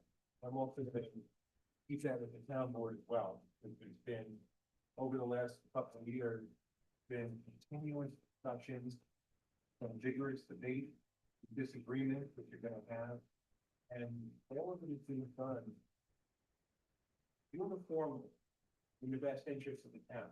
That's what everybody has in their heart and in their minds. If we disagree on a whole bunch of things, like anybody, the discussions have all come back to what everyone's position is on what's better. Having said that, there's a couple of things that we want to just put on the record in a public hearing that we continue with comprehensive planning. As required, the town board referred the latest draft of the comprehensive plan to the Orange County Planning Department under section 239M of the General Municipal Law. Once it's referred, the county planning department has 30 days to shoot back their review and their comments, which the planning department did. I have been in touch with a person during that period, and I knew they were working on it. Thank the county for the diligence and getting back. I'm not going to go through this whole letter. What it breaks down as follows. The county's response is broken up into two categories. Binding comments that the town board must consider, and if they want to override those comments, it has to be done by a supermajority, which is 4 out of 5 council persons. So, and then the second category is non-binding recommendations. Town board can look at those and go, yeah, okay, that's very nice. I'm gonna do it. Okay, but binding comments are required to be considered, and I don't read all of the rationale of the county, but there were 4 of these binding comments. First has to do with affordable housing. The county planning department recommends that the town retain language from the existing comprehensive plan, zoning code, allowing affordable and multifamily bonus zones in county priority growth area. They go in with some language about that. Second, requires modification, as the county calls it, of retain the planned residential overlay zone. and go into some analysis about that. That is you've heard this evening, going to be one of the discussion topics as the board goes forward with these potential items. The third one, which is somewhat less controversial, the required modification being to retain the last paragraph of the open space, agriculture, and natural environment portion of the vision statement. For those of you who have not had the opportunity to review the comprehensive plan the way it's formed, it's online. And if you did a search, as I did, of the term open space, it is everywhere in this comprehensive plan. One of the things the town board has, and the comprehensive plan committee have focused on tremendously, is the preservation of open space, acquisition of additional open space. Town board is right now in the process of acquiring property that's the majority of which is going to be open space over on Meyer Road. Working through that, once it gets through the planning board, we'll be able to close on that property, doing a little bit of a lot on change. Of the 17 lots, 14 of them are going to be open. And that is all over this plan, and I encourage everyone to go online. Fourth comment, that's the thing, also is that the county is recommending the retention of the conservation subdivision overlay zone. And again, that will be continuing discussions with the board, this board and planning. The next thing that's required by law is to do an analysis under the State Environmental Quality Review Act. Short term, SEQ, from the program. The town board properly designated this as an action subject to SEQR, and also what's called a type 1 action, where you're required to do a full environmental assessment. Town board, and this is also available online. You have it for everyone to look at. The town board reviewed it, is the full EAF, as we call it. And the last part of the EAF is the analysis of each of the required factors, why the town will ultimately come to the conclusion that this comprehensive plan is not going to have any negative adverse environmental impacts, and you have to make that finding before the plan can be adopted. So that's part of the process when the public hearing is continued. The next time there may be more in-depth discussion about the EAF, but then perhaps everyone can look on the website. And finally, for everyone to live, the way the process works is after the final product, comprehensive plan that's arrived at by the board and ultimately adopted, you have the comprehensive plan, and after that, that's when you do the zoning code changes, whatever they may be. So if the plan gets tweaked between now and the time it's adopted, some of these things county, some other things that the board may want to make some changes on. Then, I mean, right now we have a draft local law that conforms with the comprehensive plan as it's written right now. That law may, and that's why we continue that public hearing, can we even get to the local law, because we're still on the plan. Then that local law may be slightly changed to conform as it must to the adopted plan. So those are just a few of the housekeeping things I want to make everybody aware of as the process goes forward. And with that, Thank you. One thing I want to add, back in 2004, 2005, when the last plan was put out, it didn't pass to, I believe it was 2009. So the master plan committee is doing their due diligence to make sure that everything is addressed, and it's not going to just happen overnight. This is why we're going to have to keep the meeting open, to have the dialogues and things come up along the way. With that, I make a motion to keep public hearing open. Second. All in favor? Thank you. Woo. Now, the best part of the meeting. We're going to do some award presentation. Big guns, huh?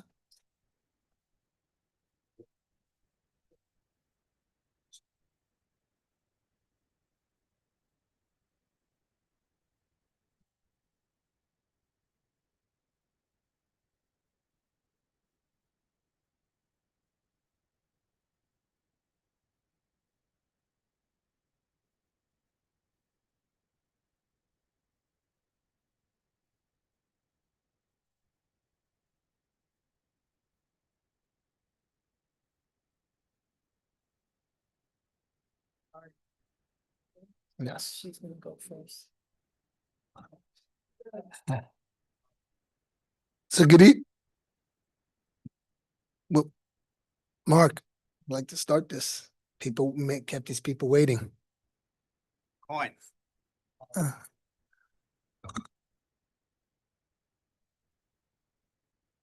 So, as everyone knows, there's two individuals on this board. This will be their last public hearing, town board.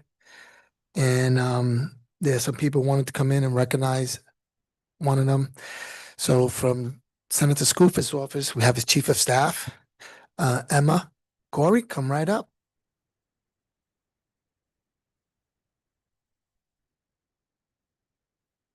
Thank you, everybody. It's good to be here. My name is Emma Corey. I'm Senator Scoofus's chief of staff. He couldn't be here himself, but wanted to make sure that we were here for this momentous evening. I'll just say, one, I'd be remiss if I didn't say that this is probably the sharpest dressed board in all of Orange County. I am shocked by these suits. You guys look great. This is amazing. Second, that it's really, really nice to be in a room where disagreement happens very respectfully. So just applaud you guys for the dynamic that you have here. I'll also say that every time I have been at an event with the supervisor, he is smiling.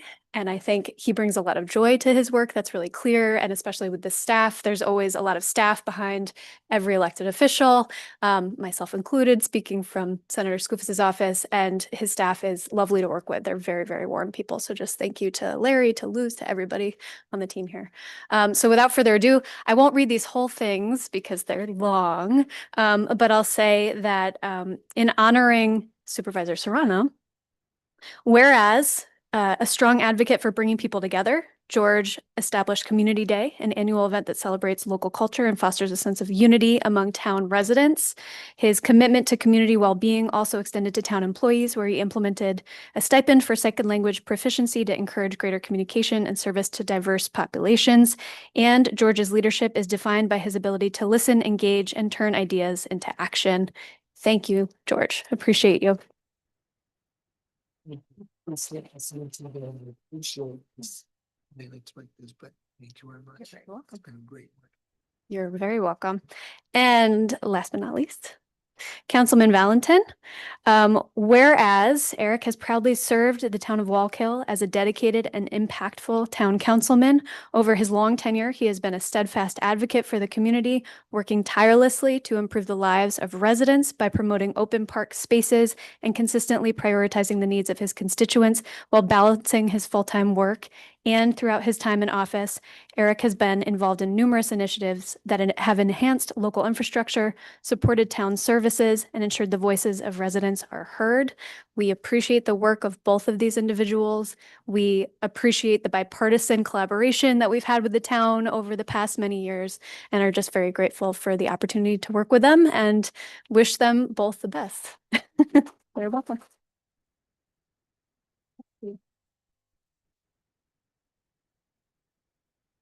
Just want to say that, I got into office and it's been great working with Senator Scoofus.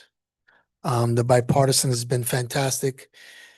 He has helped this town tremendous. He came representing us, I believe, when I first came into office. And right off the back, the relationship, the partnership we established has been unreal. And for that, I am grateful for that partnership and the help that he gave us. And I hope and I know it will continue for the town as the years go by. Thank you. Make sure you let the senator know that I'm very honored by him and for the great work he's done for the town. Thank you. And thank you, everyone that's here. The senator, I'll say it's unique. If you call him, he calls you back.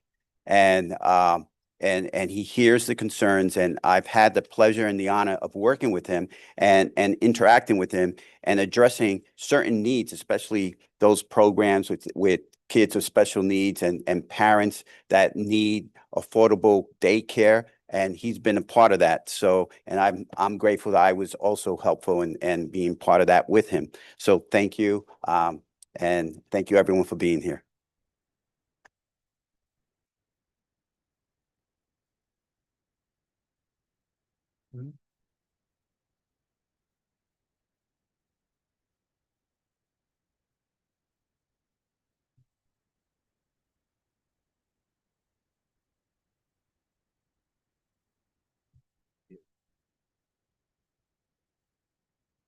Next, we have County Legislator Rob Sassy.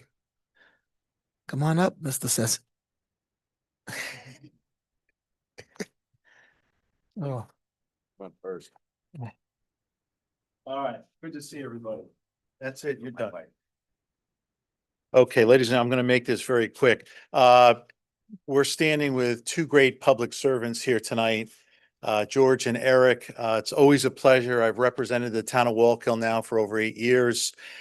Two great public servants who you've heard it many times here tonight, always put the town and its constituents first.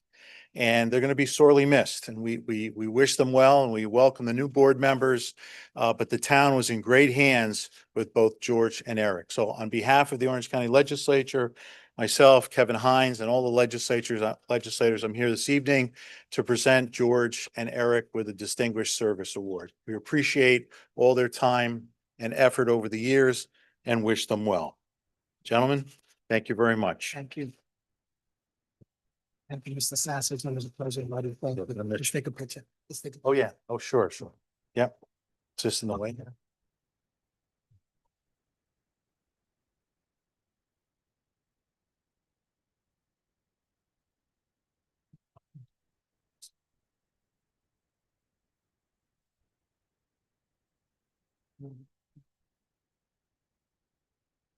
Who goes that? Eric? Do this one, which is gonna be from. These are my papers.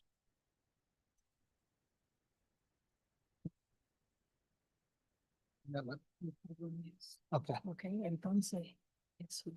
All right, well, where's it? Okay.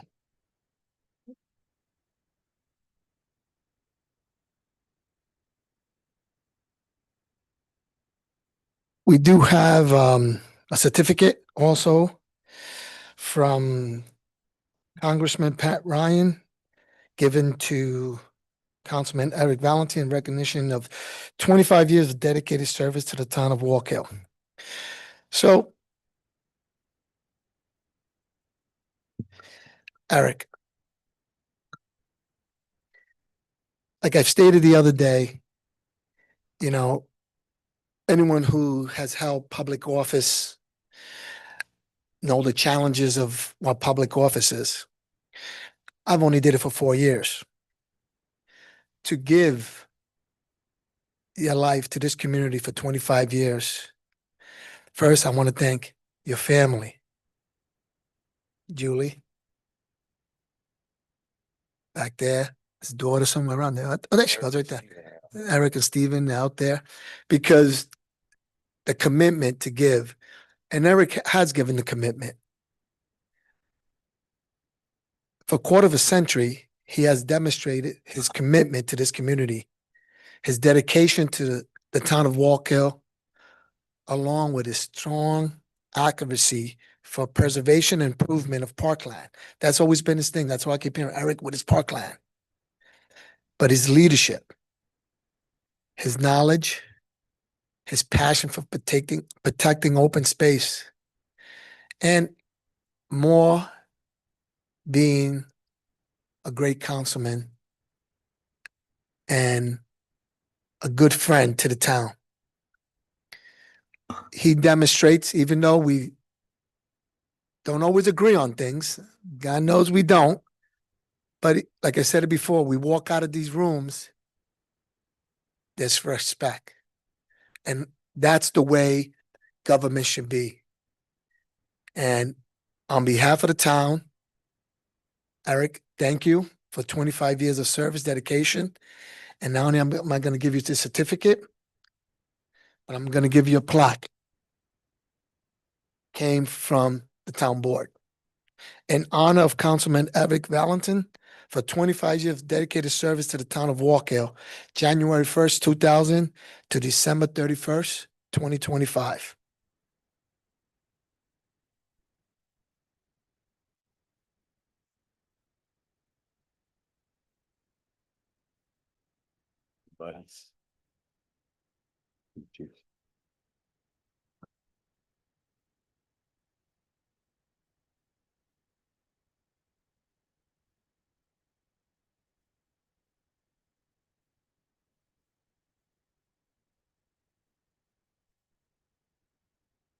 Good evening. My name is Mary Lou, and I'm a part of the supervisor staff. And tonight, I also have, on behalf of Congressman Pat Ryan's office, a certificate for my supervisor, George Serrano. And this is in recognition of your dedicated leadership as supervisor of the town of Walk Hill, your efforts to improve public safety, strengthen community engagement, and support town employees have enhanced the quality of life for residents across the town. Thank you. And additionally, on behalf of the town of Walk Hill and your fellow board members, we also would like to gift you a plaque for your dedicated service. Yeah. So we are gifting you a plaque for your dedicated service to the town of Walk Hill and for the last 4 years of commitment that you've had for your residents and for your staff most specifically that I could attest to. I didn't know this was happening. They cut this for me. Unlike the party. But thank you. Of course. Thank your board members on Yes. behalf of your board members. Well, like, I want to say that, I've always say this, that this work is not easy and I did not do this by myself. It takes, they always say that cliche, it takes the village to build.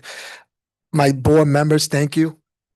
Over the last 4 years, you have helped me direct the town. We did this together. I didn't do this by myself. And my staff, because, Luz, Mary Lou, Larry, and Darlene, who's not here today, are the ones that, were in the trenches doing the work. And I appreciate that because I couldn't have done this by myself. But I appreciate everyone's working together at the end of the day to make sure we all have the main interests of the town of Walk Hill. Thank you. You want to say what?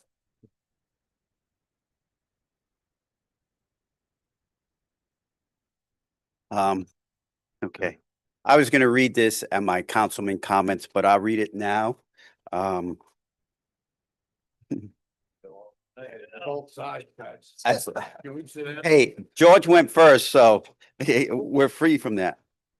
So bear with me a moment. Friends, colleagues, and neighbors.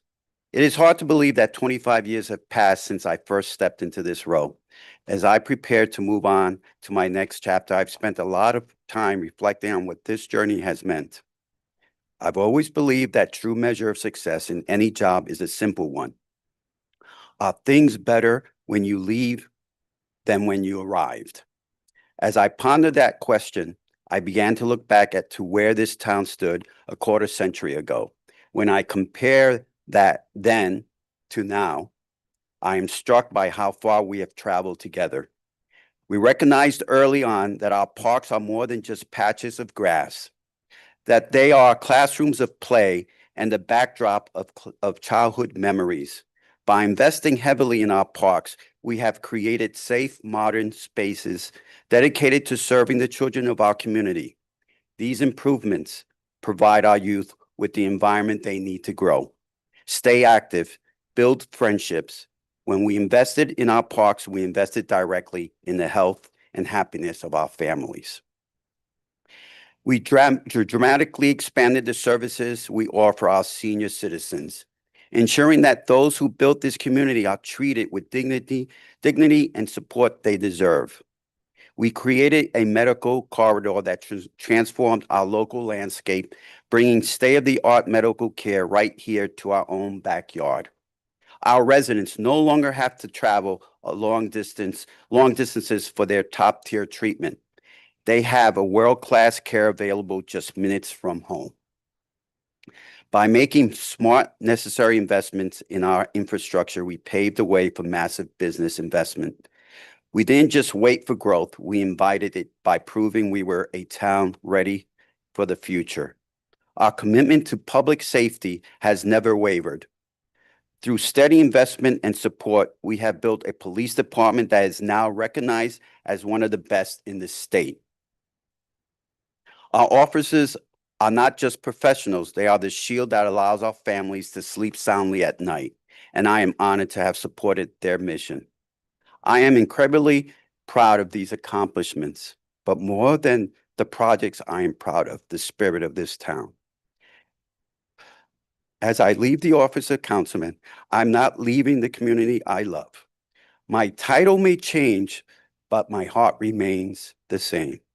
I have been honored to be your representative, and I will continue to be a servant of this community in every way I can. Thank you for the trust you placed in me for 25 wonderful years. I want to also acknowledge my wife, Julia, 42 years. Without her, I could not have done all of this. She and my kids that are here have been my rock. Thank you for your support and your sacrifices. You know, she used to, I would tell her, I'll be right back. I gotta go to the town and sign some checks. And she knew, oh, I'll see you in a few hours, because it was never a few minutes. But thank you, everyone. Thank you for the opportunity. Our residents, especially the Ward 2, for their support throughout these years. It's been an honor. I really appreciate it. Thank you.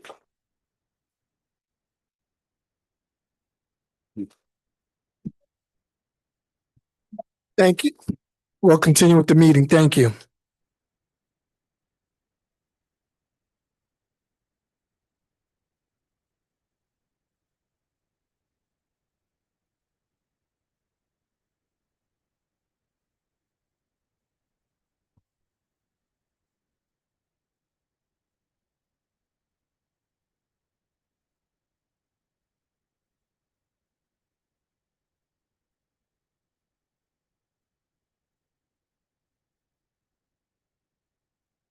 Okay, next we got public participation on agenda items only. Anyone in the audience? Anyone on Zoom? Next, we move on to correspondence. Madam Clerk? We do have a few items of correspondence tonight. The first one is addressed to the supervisor. As we prepare to close 2025, Gifted Children Incorporated would like to extend our sincerest gratitude for the support your office has shown our mission since its inception. It is vital to the growth of the community-based organizations like Gifted Children that our local elected officials know that we are here and what we are doing to provide services in this underserved segment of our community. As you may know, we are making great strides in an effort to serve the neurodiverse community. Coming soon in early 2026, GCI Community Enrichment Center will open its doors to a variety of enrichment classes for the entire community. Your continued support enhances our ability to provide these much needed services. Once again, thank you for your support. And this is from Amanda Rodriguez, who is the Executive Director of Gifted Children Incorporated. Thank you. The next note of correspondence is addressed to the town board. The Hells Fire District is increasingly concerned with the situation happening at the salvage yard on Ingrassia Road in the town of Walk Hill, both the business as well as the living conditions. Our first concern is for the safety of our members, and at this time, we do not feel that it would be safe to respond to calls at this location.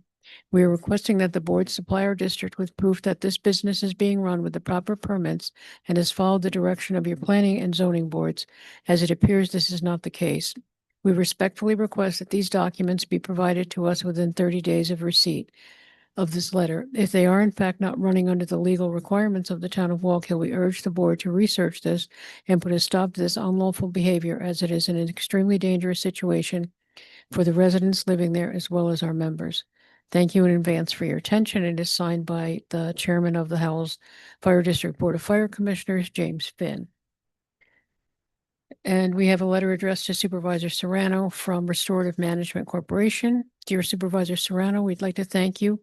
We'd like to thank your planning board for their time and attention over the last 6 months in working with us as restorative as we identified a location for our comprehensive outpatient program and subsequently received the go-ahead to move forward at 236 Crystal Run Road.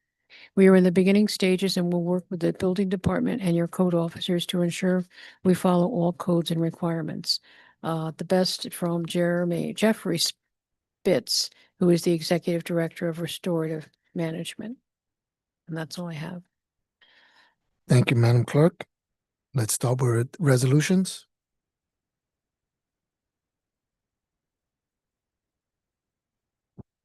Resolution of the Wallkill Town Board adopting a local law amending Town Code Chapter 74 entitled Assemblies Mass Public.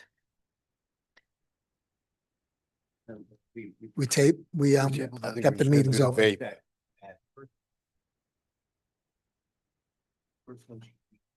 Peace and good order. That's the only one. That's the only one. where, Then kept open. by them.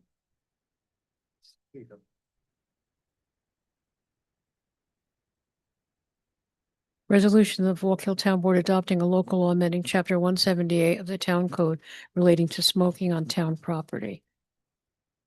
Resolve the town clerk be and is hereby want me to read the resolve? Resolve the town board of the town of Wallkill hereby adopts local law number 13 of 2025 entitled A Local Law of the Town of Wallkill, County of Orange, amending Chapter 178 of the Town Code entitled Peace and Good Order, a copy of which is attached hereto and made part of this resolution, and be further resolved, the town clerk be and is hereby directed to enter the local law into the minutes of this meeting and into the local law book of the Town of Wallkill, and give due notice to the adoption of this local law to the Secretary of the State of New York. May I have a motion? So move.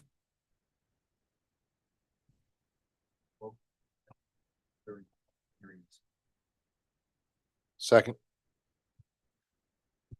Mr. Coyne, yes. Mr. Valentin, Yes, ma'am. Mr. Vanilla, Yes, ma'am. Mr. Johnson, Yes, ma'am. Supervisor Serrano. Yes.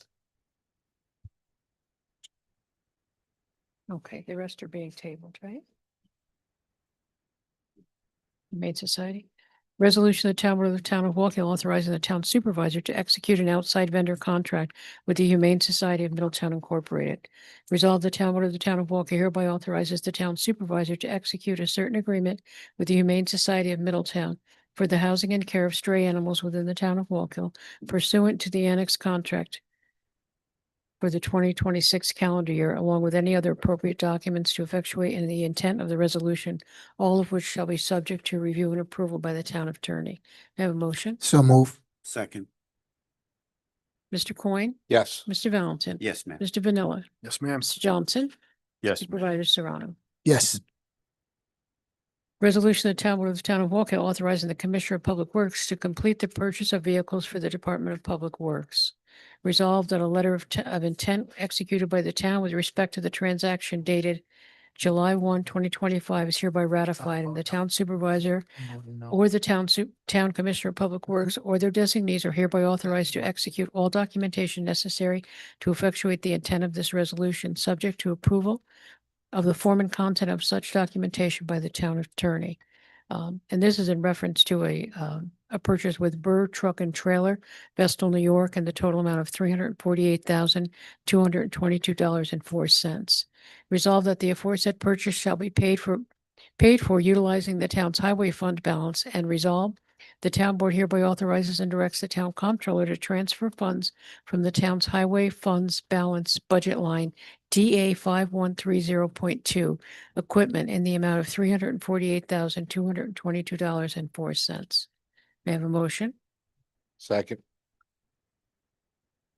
Mr. Coyne? yes. Mr. Valentin? Yes. Mr. Vanilla? Yes. Mr. Johnson? Yes, ma'am. Supervisor Serrano? Yes. The grant, yeah. Yes.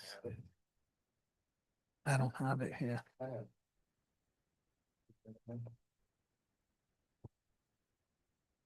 It's here. It's online. Resolution of the Town Board of the Town of Walk Hill supporting the economic development plans of the Walk Hill Reinvestment Corridor, authorizing the submission of a grant application to the United States Department of Commerce Economic Development Administration, as well as a grant application to the New York State Department of Transportation through the Transportation Alternatives Program, and the submission of a funding request to Orange County via the Creating Healthy Schools and Communities Program for Phase 3 of Connecting Communities Planning to include the area covered by the Walk Hill Reinvestment Corridor. I read the whole thing?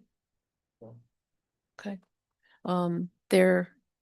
Therefore hereby resolved, the town supervisor as designee is authorized to execute and submit the EDA grant application to the United States Department of Commerce as well as the New York State Department of Transportation, and is further resolved that the town supervisor or his designee is authorized to execute and submit a request for funding via the Orange County Planning Department via the Creating Healthy Schools and Communities Program. Motion is? Yep. Mr. Valentin? Second? Second. Mr. Coyne? Yes. Mr. Valentin? Yes. Mr. Vanilla? Yes. Mr. Johnson? Yes, ma'am. Supervisor Serrano? Yes. Yeah. Thank you.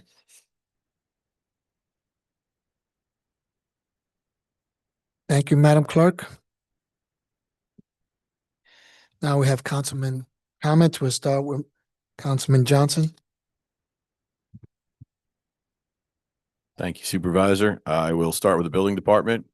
For the month of November, 129 permits, certificates issued were 66, total fees collected $81,613, addressed 33 complaints, carried out 786 inspections.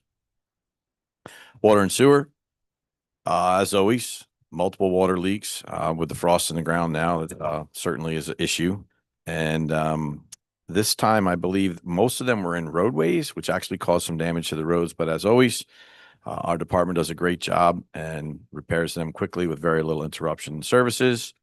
The Tower Drive tank right outside is finishing. It's underway. The outside is about to be done with painting and finishing up. Then the restoration will move to the inside, where they'll be doing similar processes, cleaning and painting and, fixing any rusted areas and cleaning it up. And that's going to continue into January for sure. The Brayside Well rehabilitation project and upgrade project is done. And the department is already working with the company for planned upgrades for next year to continue the process. And again, these projects are important in the step removing the presence of organics in our water, which then react with the chlorinated byproducts and make the total trihalomethanes and haloacetic acids you've heard me mention many, many times before.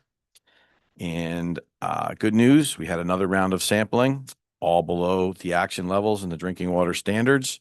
So a great job by everyone that made that happen. That's the operators of the water treatment plant, our engineers, and everybody involved in the process.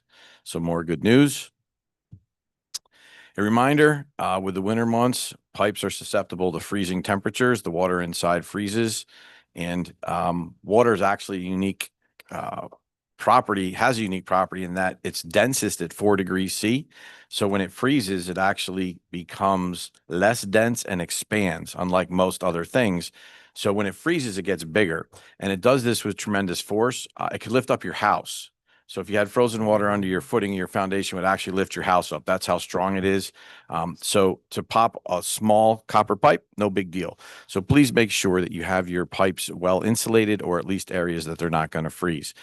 If you happen to see a vacant house in your neighborhood too, you might want to call the building department. They can make sure that the utilities are turned off so they don't have damages from frozen pipes and running water.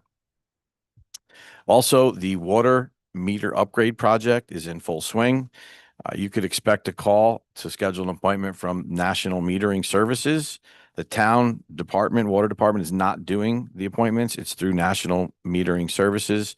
They could call, text you, or contact you directly and set the appointments up. And please know the technicians will have identification and uniforms, and they'll usually have a National Meter Service van before you let them into your house. We all saw, the what's the movie with Macaulay Culkin? Home Alone, right? You don't want that to happen. All meters inside will need to be accessed to be changed, so please clear any stuff around them that you might have out of the way, and it should take about 40 or 45 minutes. Again, no charge for this service. It's part of the code that the meters are upgraded. If you have any questions or concerns, please contact the Water and Sewer Department at 845-342-1668. Operation and maintenance, as always, is, every day of the week, all days of the month, all days of the year. So a great job by everyone that makes that happen. Comments quickly. I would just like to congratulate Supervisor Serrano and Councilman Valentin on their retirement from public service. They both did a lot of positive things in community building within their tenure. In George's short 4 years, he still did a lot of positive things in community and bringing our town together. And he was always someone that if you had a question or concern, you could reach out to. He would listen. Even if he didn't agree with what you were saying, he would listen. You guys could come to an agreement that usually works. So I think he did a great job as a supervisor in his 4 years, and I commend him for that. And thank you for, allowing me to work with you. I think you did a lot of positive things. Eric, it's hard to say. 25 years. I mean, I started on the zoning board in 2005 and worked with him for 10 years on that, and then 10 years on this board. And he was always an asset of knowledge. He had thoughts and processes that you could spin off of and think about and come up with a better solution. But I'll never forget the most important thing to me about him. He is the sharpest dressed guy you'll ever want to meet. When he puts his jeans on, they are pressed right down the middle. I mean, you can't, his shoes, socks, all match. Like, I've never met someone so dressed so well, like he's right out of a GQ catalog. That's something that'll stick in my head forever. And I'm proud to call both these guys my friends, and I look forward to their future. And one thing I can say, Eric taught me early on, and you heard him say it again tonight. He was always like, listen, the first thing you got to say is, how does this benefit the town and its residents? And if you can't figure it out, please do so before you vote. He said, the town comes first and the people in it, and keep that in your thoughts all times. And he would always say, I don't see how this benefits the town. Why are we even considering it? So, again, thank you so much to work with you guys. It was great. And, I wish you nothing but the best. And a happy and safe holiday season to everyone. A Merry Christmas, Happy Hanukkah. Have a safe and happy New Year. And please enjoy the time, this time of the year with your families, and remember the people that don't have much, and, reach out to them too. Spending time is more valuable than getting a present or a gift to a lot of people. So keep that in mind. Thank you. Thank you, Councilman Johnson. Councilman Vanilla. Thank you, Supervisor.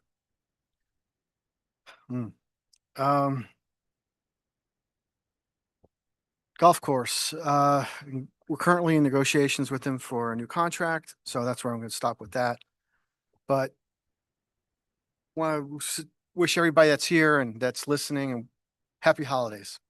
Thank you for coming here tonight. I want to wish you Merry Christmas, Happy Hanukkah, Happy Kwanzaa to all. I want to wish George and Eric the best of luck in all the future things you do. I know we haven't heard the end of it. So both of you. So I do wish you the best, and thank you for all the years of service, Eric. Really, that it's commendable. And the 4 years you've done, no, it's shorter, but but is that a short joke? Yes, it was. All right. Again, thank you for what you've done. As 2025 comes to a close, it has been a pleasure serving the town as our Ward 3 councilman for the last 2 years. I look forward to continuing as your councilman this coming year. I'm excited for the change in the board, and I look forward to receiving the necessary tools and information so I can better support our town. It will be exciting to our town to it'll be exciting to see how things go forward. On a more serious note, I've learned that the town mall had their property taxes reassessed. This was decided by a judge in December. This caused a serious and significant reduction in the town's taxes on how we receive them. In turn, when the county reassesses our taxes for our homes and our businesses, there will be an increase in the amounts. The exact amounts are not exactly known yet, but as soon as we get that information, we will give it to the town residents. I hope everybody has a great holiday season. May you be healthy, happy, and prosperous, and I'll see you next year. Thank you. Councilman Valentin? I'll try and make this short. Our Parks Department, big thank you to Mike Nye. Mike took over when Jay McClintock retired, and he's done he's done a very good job, and he tries very hard to actually please everyone and get things done.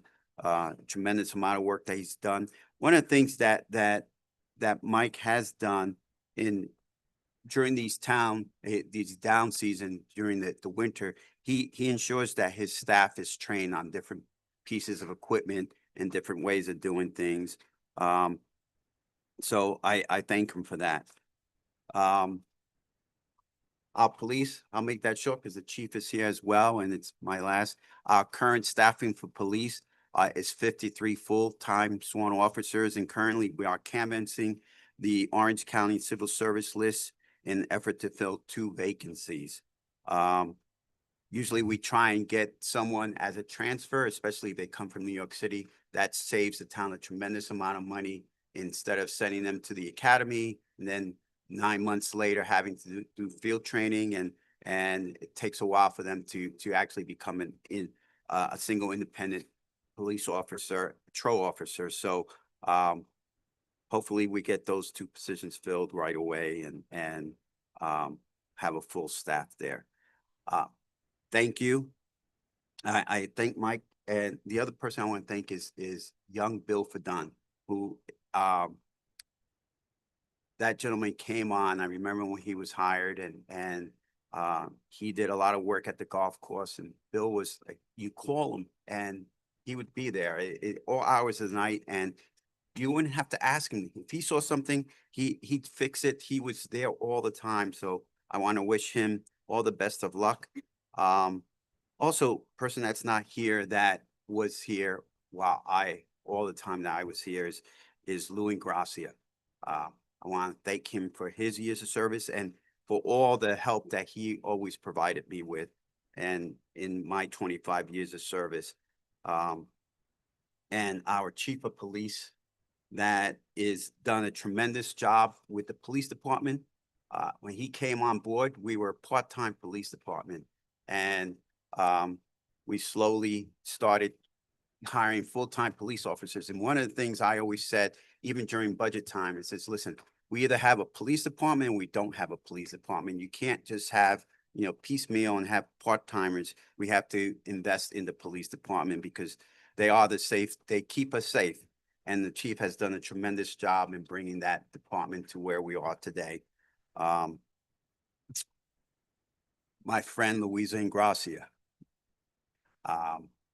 Thank you for all the years that we shared together, and the discussions. Louisa can talk about anything to anyone.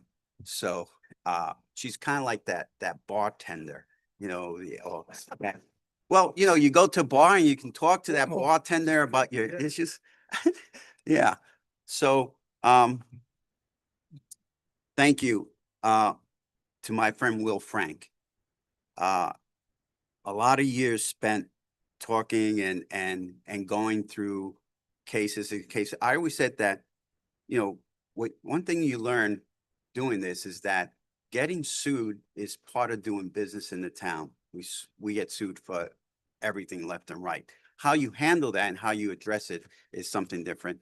And thank goodness we have Will and his firm that has led us to get through all those lawsuits and any litigation that we've had to deal with, and keeping us in the straight and narrow. And basically just keeping us safe and the town whole. He's got a tremendous amount of patience. I can tell you that. And we'd be in a board work session, and I would look at him and notice that he's just looking at us, shaking his head. And once we were done, he would give us his few words of wisdom. And, you know, we pay him for that. But a lot of the stuff he did, a lot of stuff he did for free. So thank you, Will, for always being there. And thank you for being a friend, most of all. My town board. Yeah, I want to thank my past supervisors that enabled me and gave me the opportunity and trusted in me to be their deputy. And it was a bipartisan relationship. And I hope that people coming in learn one thing: leave the politics. You know, we have to run on a certain line to get into office. Once we do that, leave your politics at the door, because we have to work for the town and its people. And when you deal with people, you don't ask, what are you? What party are you? They're residents. And so it's really important to keep that in mind when we're dealing with stuff here. I don't think that there's hardly ever do we vote on anything that has to do with politics or political affiliation. So just keep that in mind.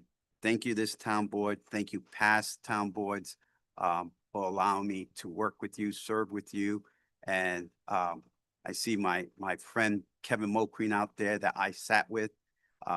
Another, you know, Kevin is like so easygoing, and he's always, when he was on the board, he was the voice of reason. So, and Adrian that's back there, that got me started in all this.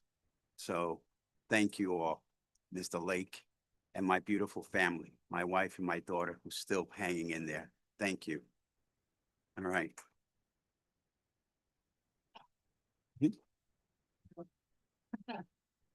Yes. Stop. Thank you.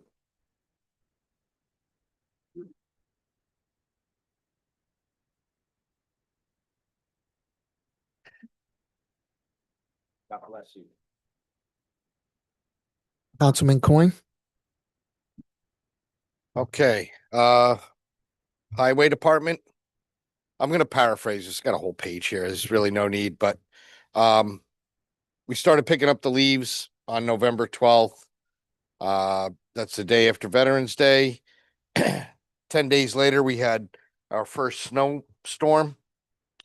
After the snow, we were trying to clean up the leaves with the leaf machine. Weren't having much luck. Leaves were getting stuck in the vacuum.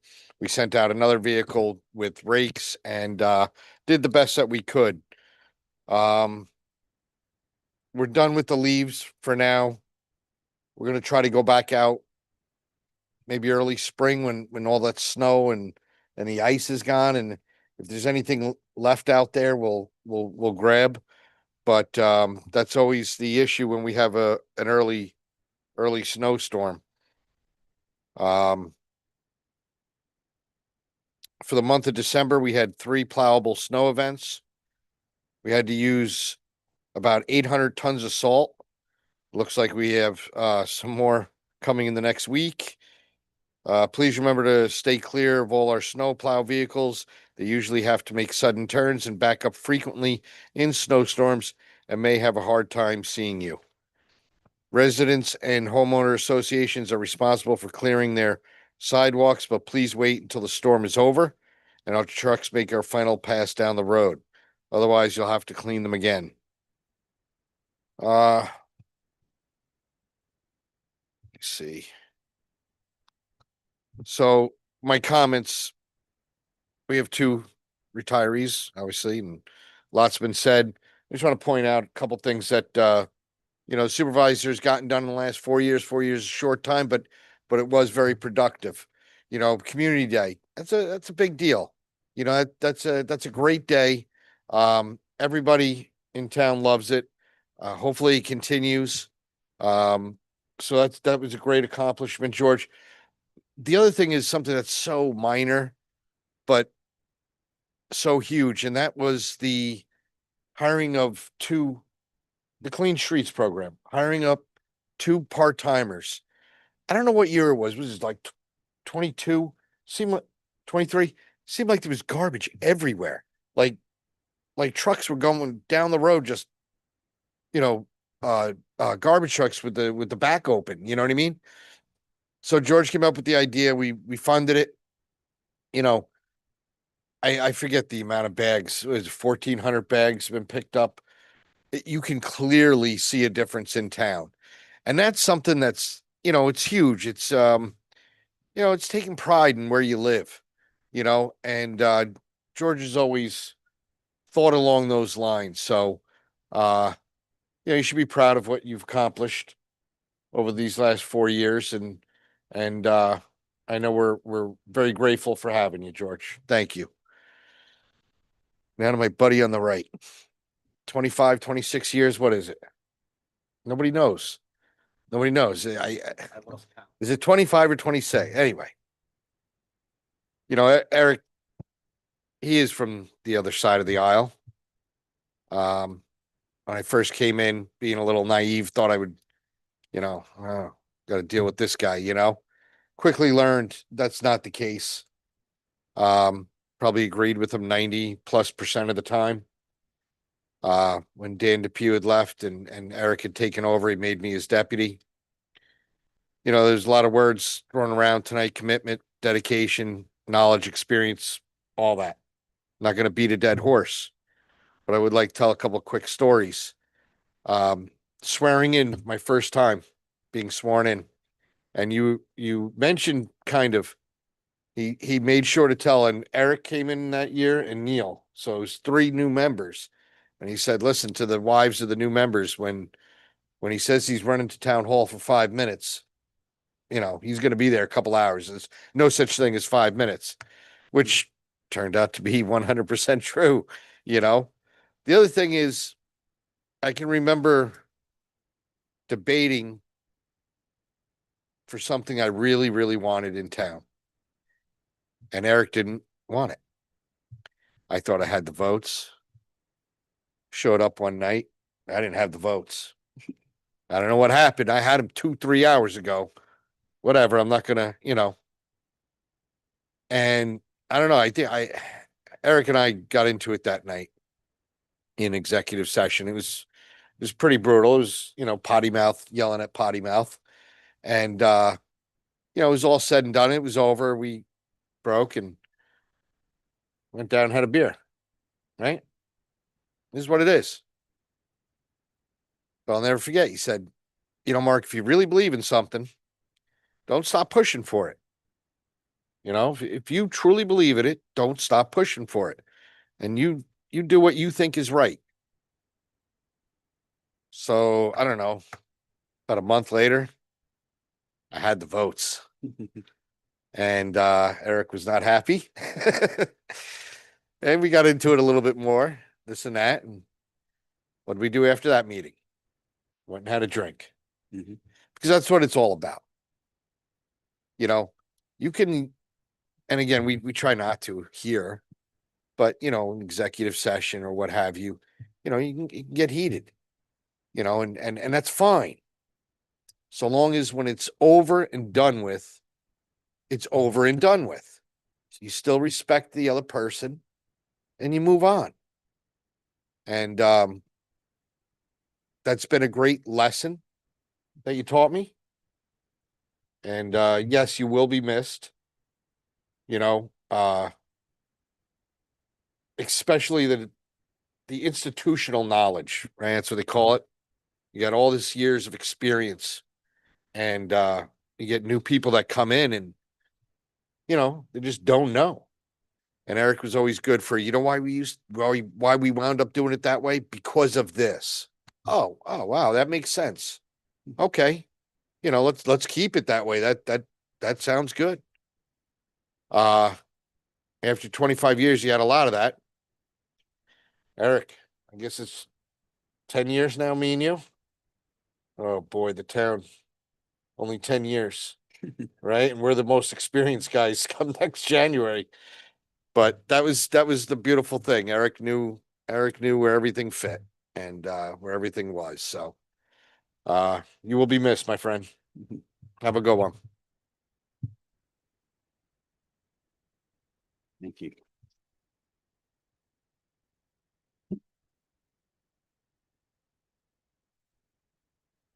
Okay. So today, we had our lighting of the menorah today. And I want to, thank Rabbi Bernstein who came down to do it. And prior to that, we had a visit from Assemblywoman Paula Kay, who came to meet us with lots of toys. There's a camp in Sullivan County that caters to sick kids. And these kids in this camp donated all these toys. So, Assemblywoman Kay got together with Pastor Jill and with the rabbi to give these gifts. And prior to us doing the menorah lighting, which was amazing to see, kids who always want to take care of someone else. So it was a great things doing that. Other thing, I want to thank Councilman Johnson for that great science lesson. In the last 4 years, I got a lot of science from you, and I know a lot. Those back in high school, but thank you. I'm gonna miss that. On December 26th at 1:00, we'll be having our annual Kwanzaa celebration in the Gallery of Moore. Hope to see people there. It's the town of Walk Hill last event. I'm not gonna be as long as Councilman Valentin, but I want to read a statement that I wrote, and I was wondering, should I read it, not read it? But I'm going to read it.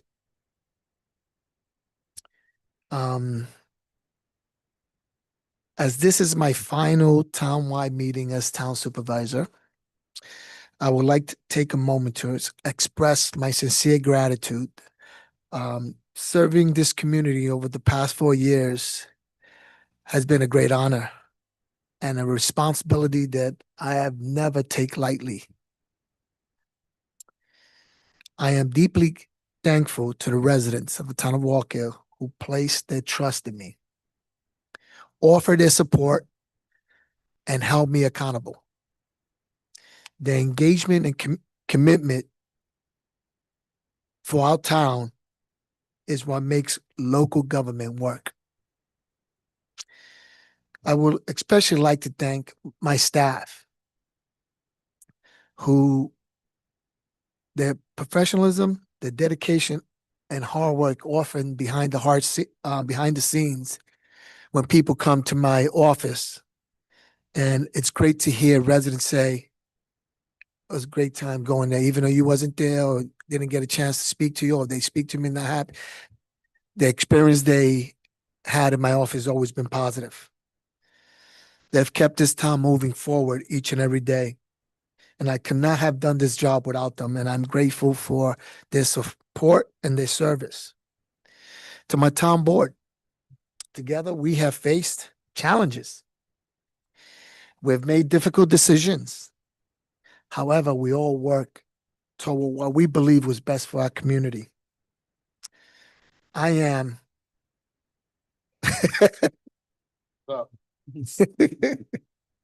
I am proud of what we as a whole, the board, my staff, the community, what we have done and work towards a better community. And I am proud of that. And I'm confident in this town's future. Happy holidays. Happy Kwanzaa. Merry Christmas. Happy and safe New Year. It's going to be bittersweet on December 31st when I walk out this building, because I know the work that was done and I am proud of it, but I didn't do it myself. Eric, as we walk out that day, I don't know if you're going to come in. I hope you do. I have a surprise for you. And as we walk out there, it's been a pleasure to be able to work with someone who, and I do truly believe you leave your politics at the door, and that's what we've done. And I want to like to thank everyone again for the opportunity to serve. It's truly been my pleasure. Thank you.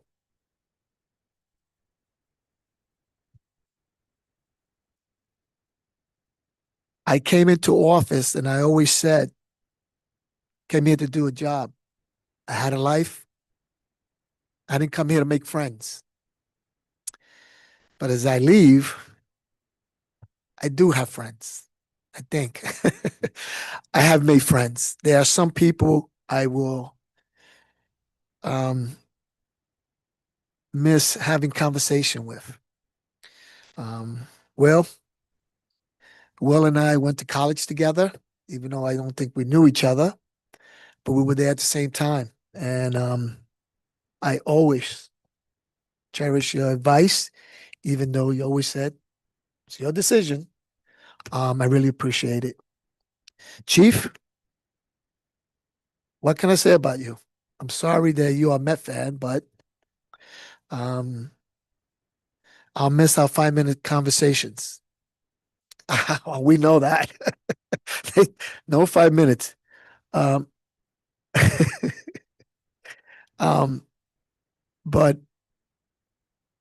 it's been interesting, and I look forward to the future, whatever that may be. And thank you again for allowing me to serve, to the residents in the town of Walk Hill, allowed me to serve. And, you know, I hope that my parents are looking down from the top and are proud of the son that they have and with the work that we've done. Because I try to tell my kids it's about giving back. We've been lucky, we've been blessed, and you got to give back. Thank you.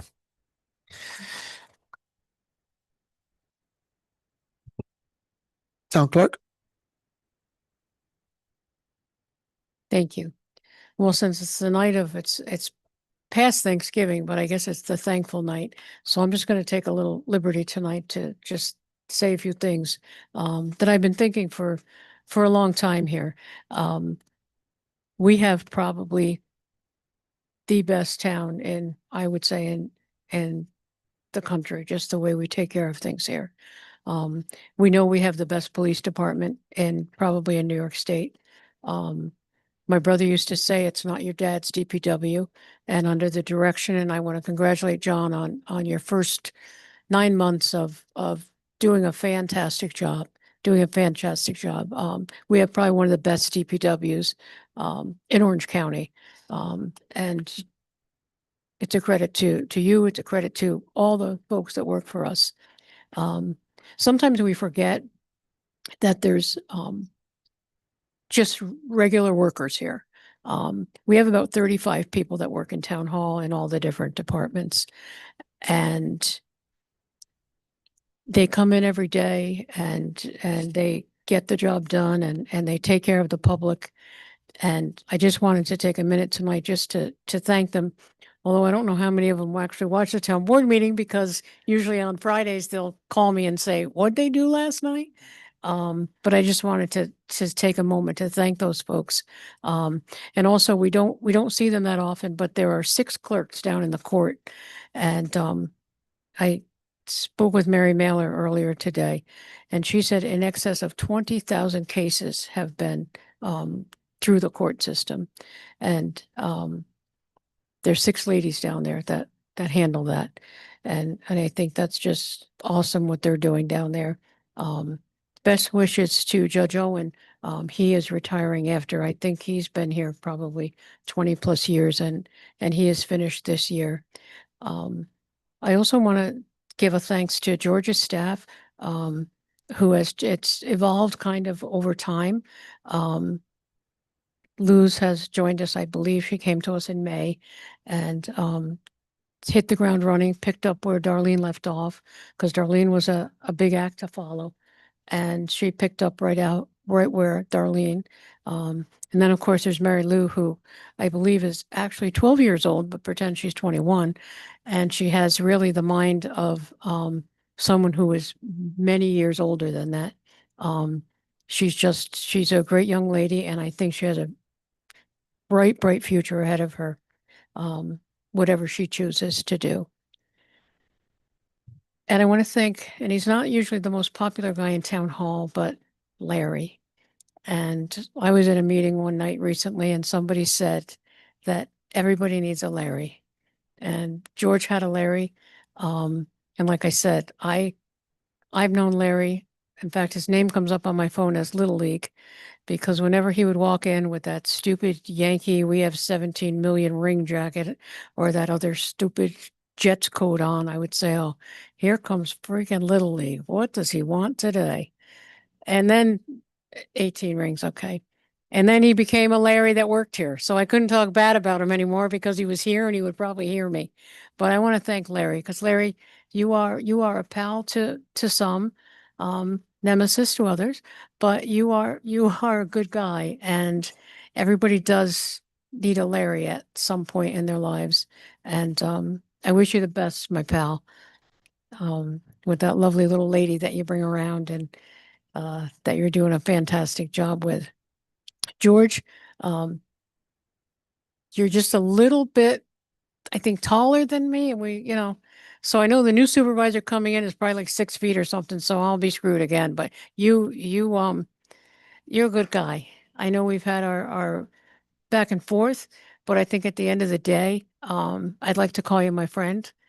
And I never really was privileged to get any of that espresso that you serve to other people, but maybe someday you'll meet me and you'll buy me a cup of coffee.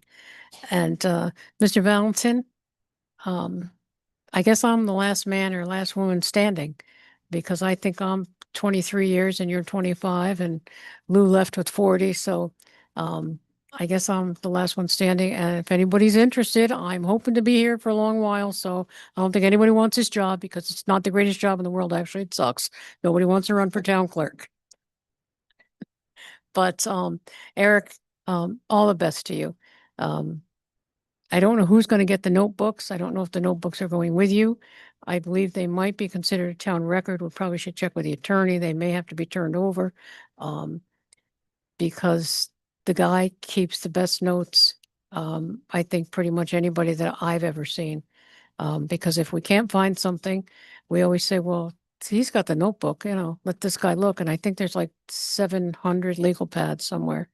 I wish you all the best. You have a beautiful family, and those beautiful littles that you have now. Now you have plenty of time, and I believe you can hit Disney maybe 3 times next year instead of just once. But like I said, it's always been the honor of my life to work here. I'm heading towards 39 years as a town employee, and I just absolutely adore this town. Everybody that I've worked with, like I said, we might have butted heads at one time or another, but to give yourself to public service is giving up a lot, because you take a lot of heat from a lot of people, especially folks like the town board. People talk bad about you. People talk bad about your family.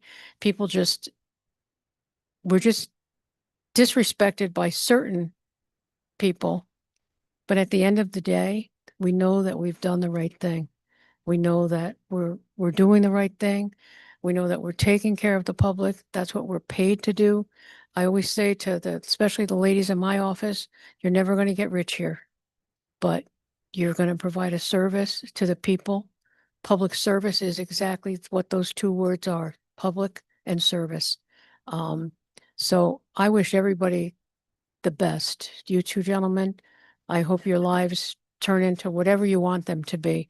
And the 3 that are coming back, I look forward to it. We're going to have 2 new people joining us in January. And I look forward to whatever changes, and I look forward to helping in any way that I can. I just said to somebody the other day, I don't like that I have to have an R or a D after my name. Because it's just makes people believe that you're something. And I would just like to have a W after my name for Walk Hill because I just, that's what I would like. Um, just on a housekeeping note, the swearing in will be in this room on January 1st at 11 a.m. And I believe Justice Patricio will be sworn in first so that she can then swear in some of the members of the board. And Justice Owen, who I believe now I think is 94, I believe. He will be 92. He will be swearing in Mr. Johnson, Mr. Coyne, and myself. So if anybody's interested, it is January 1. I am informed that it's going to be the incoming supervisor's birthday, so there probably will be cake served. So if you want to join us at 11 o'clock, like I said, it will be in this room. And I just thank everyone for their kindness over the years, and you two gentlemen, thank you for all you've done for us.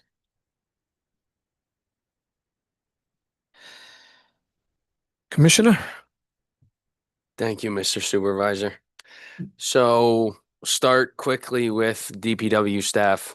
I wasn't here the whole year, but for the time, I was not here for the entire year, but for the time that I was, I'll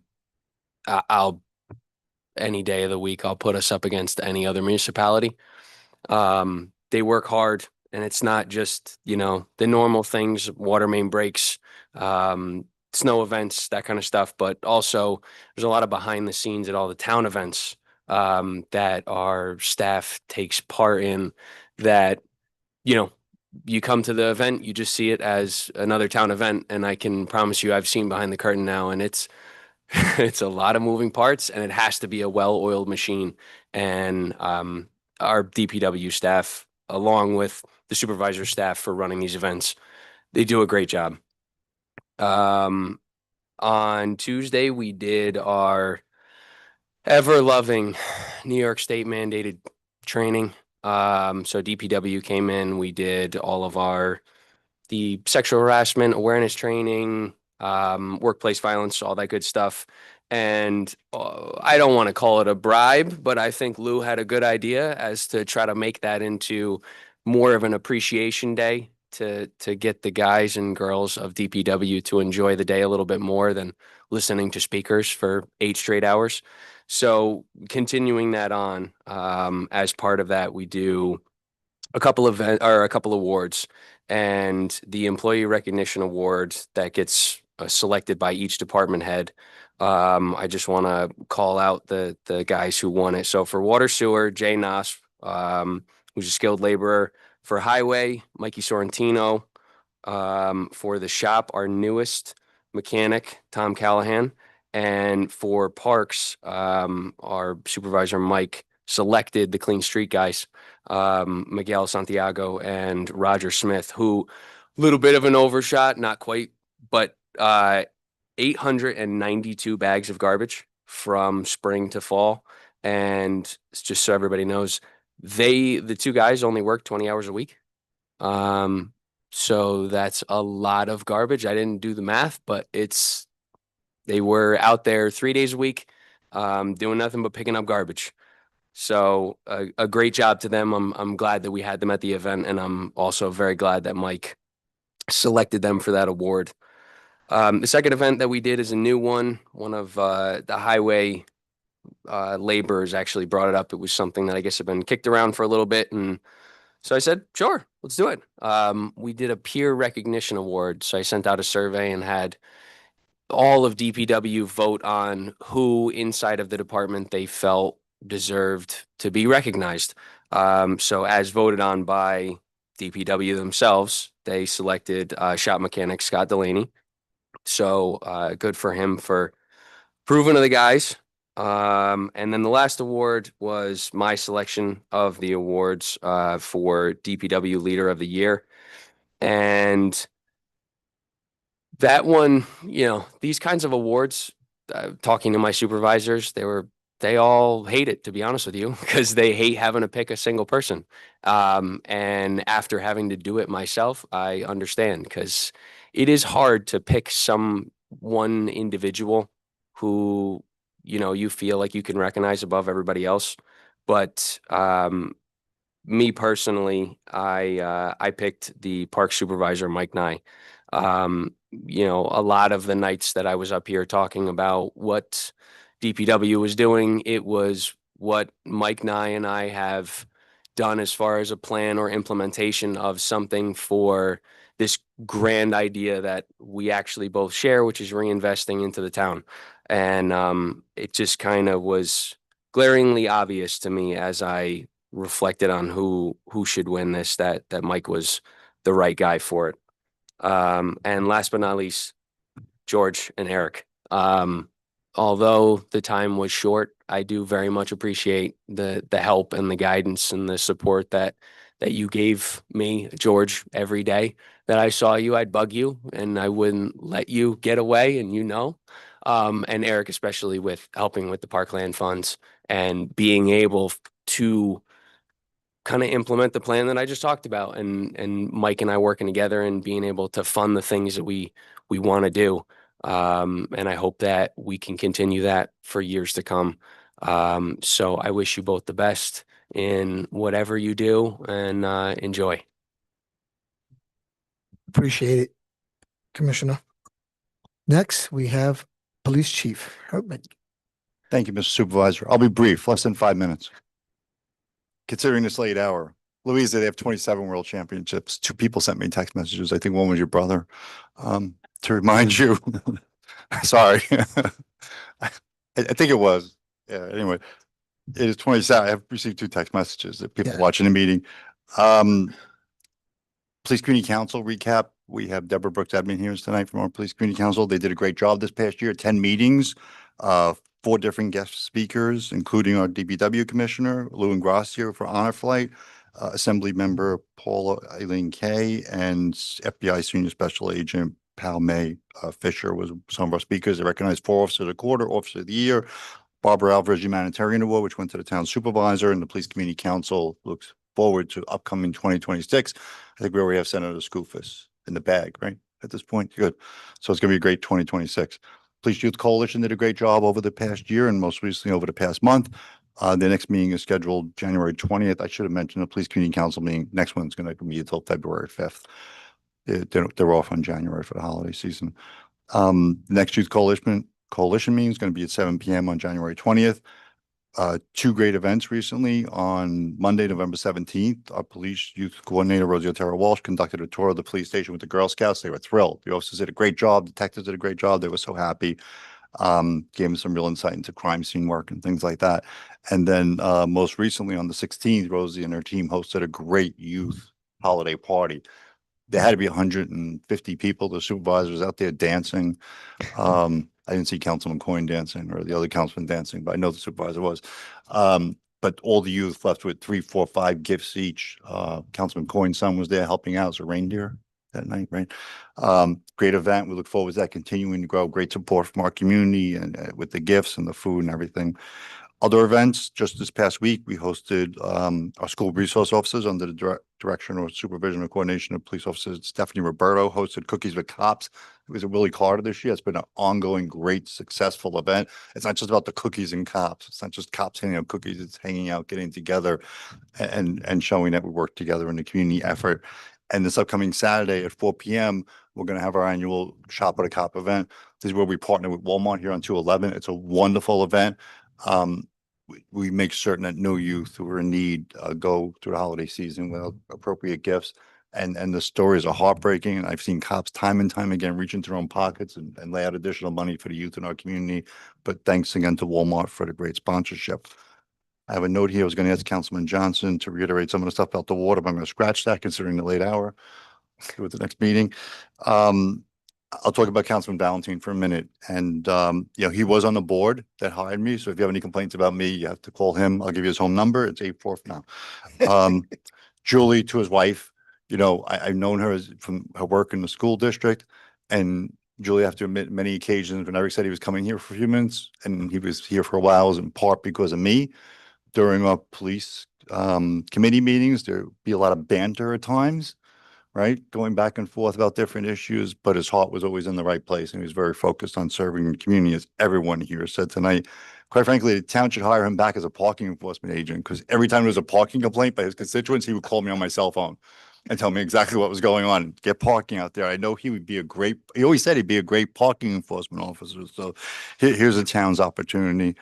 And Supervisor Serrano, it's only been 4 years. It went very quickly. Supervisor Serrano has a law enforcement background. It was interesting because shortly after his appointment, he was sworn in. We had our first homicide. It was here down the street at Buffalo Wild Wings. And he showed up and, I know he's town supervisor, but he's like an investigator. He has raincoat on and he's asking questions about things. The only thing he was missing was the detective shield hanging from your raincoat. And it was great to have your experience. In all seriousness, it was great to have your experience. And you didn't show up at the other homicides. There was 4 others that year, but that was, thank you. The one was enough. It was a tough one, that first one, Buffalo Wild Wings, but it was a murder suicide.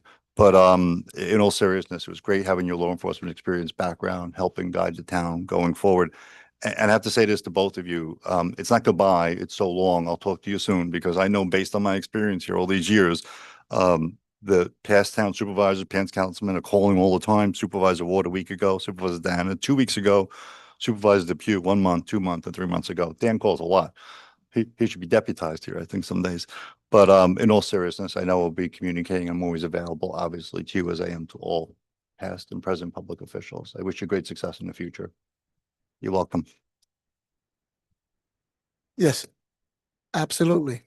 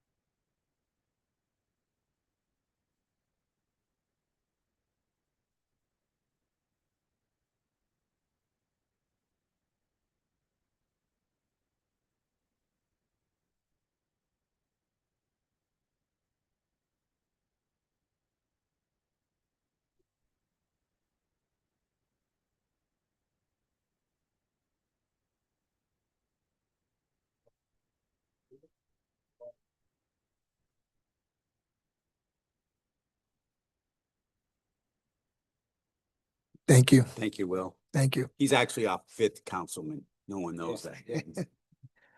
Okay, now we start the public participation. 3 minutes. Anyone on Zoom?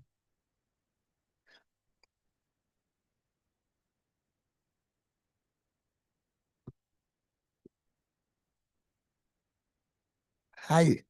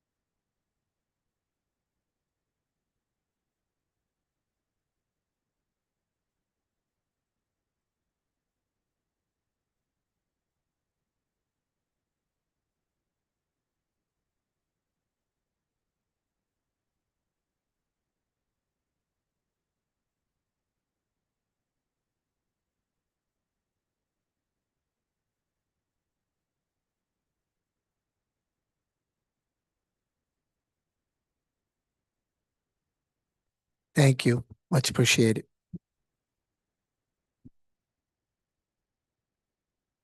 Anyone else? Oh, boy. Oh, boy.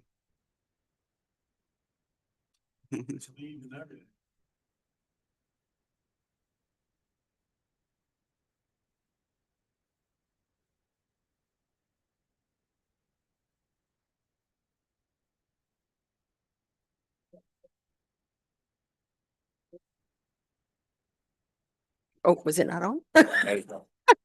Okay, that's probably a good thing. George, I want to wish you the best.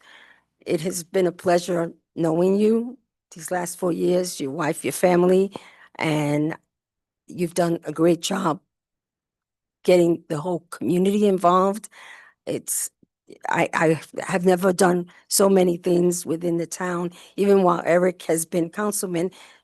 I wasn't as much involved. I've done more of the community stuff. You've had community days. You have a lot of cultural things. You've been very inclusive, and I've really appreciated that. And I thank you for all that you have done. And you will be missed, and you did a great job. Now, as to Eric, my husband of 42 years, 25 years ago, when you wanted our cul-de-sac paved, that's how he got involved in this. We wanted our cul-de-sac paved. It was chip and tar, and we kept getting, tar in the house, and it just wasn't getting paved. And he just kind of came to a meeting just like these people do and complained about it. And, nothing was really getting done. And he decided to get involved again with our friend Adrian, and he ran for office. And we never would have imagined 25 years later, we'd still be here. Just wanted the cul-de-sac paved. But as you probably know, Eric never does anything halfway. He gets involved and does it. He started coaching our son in soccer. He did that from the time our son was 5 years old till he left for college. During that time, he also became president of the soccer club. Because again, he never does anything halfway. Eric has worked in his company for about 40 years, was dedicated, and he was working for Bear Stearns. And unfortunately, when that went under, Chase took over, and little by little, he saw everybody getting fired, but Eric was the last man standing, and he persevered, and that was because they saw in Eric that they couldn't lose him. because he is just dedicated. He's amazing. He's amazing. And I know I'm biased, but you have been, honey, such a fantastic role model to our children. You've worked so hard. You worked so hard so that I didn't have to. I was able to stay in a job that I loved, that didn't pay a lot, because you worked so hard for us. And even with everything you did, he was councilman, he's president of the soccer club. He coached our son, and he still had a full-time job, a job that he had to commute up to 4 hours a day, 2 hours there, 2 hours back, getting up at 3:30 in the morning. And even with all that he did for the community, for his company, he never forgot about his family. He was always there for the ball games, the school functions. You were always there for us. You never forgot that your family was most important. And losing my train of thought, because there's so much that he's done. And again, you mentioned that he became, when Dan Depew had left office, Eric was deputy supervisor, and he became supervisor during that year. And that was an especially tough year, because that year we lost his father, and just a month later, we lost my mom. And he still worked full-time. He worked as a supervisor, and he cared for our parents, and he still was there for the family. So Eric, there's a lot of things that are said during an election time. Louisa mentioned it. It's not easy being in politics. You know, there's people that are gonna say nasty things, and it just gets really nasty when people wanna, when we see it now nationally, we see it in our country. But the truth is, we know who you are. I know who you are. Our children know who you are. And the people that matter know who you are. And the rest is just noise. So congratulations, honey. You should be so proud. I know that your parents are looking down on you and are so proud. I know my mom is so proud. And you've done so much for so many. Now it's time for you to do for you. So you and I are going to take those trips we've been talking about. Okay. I love you.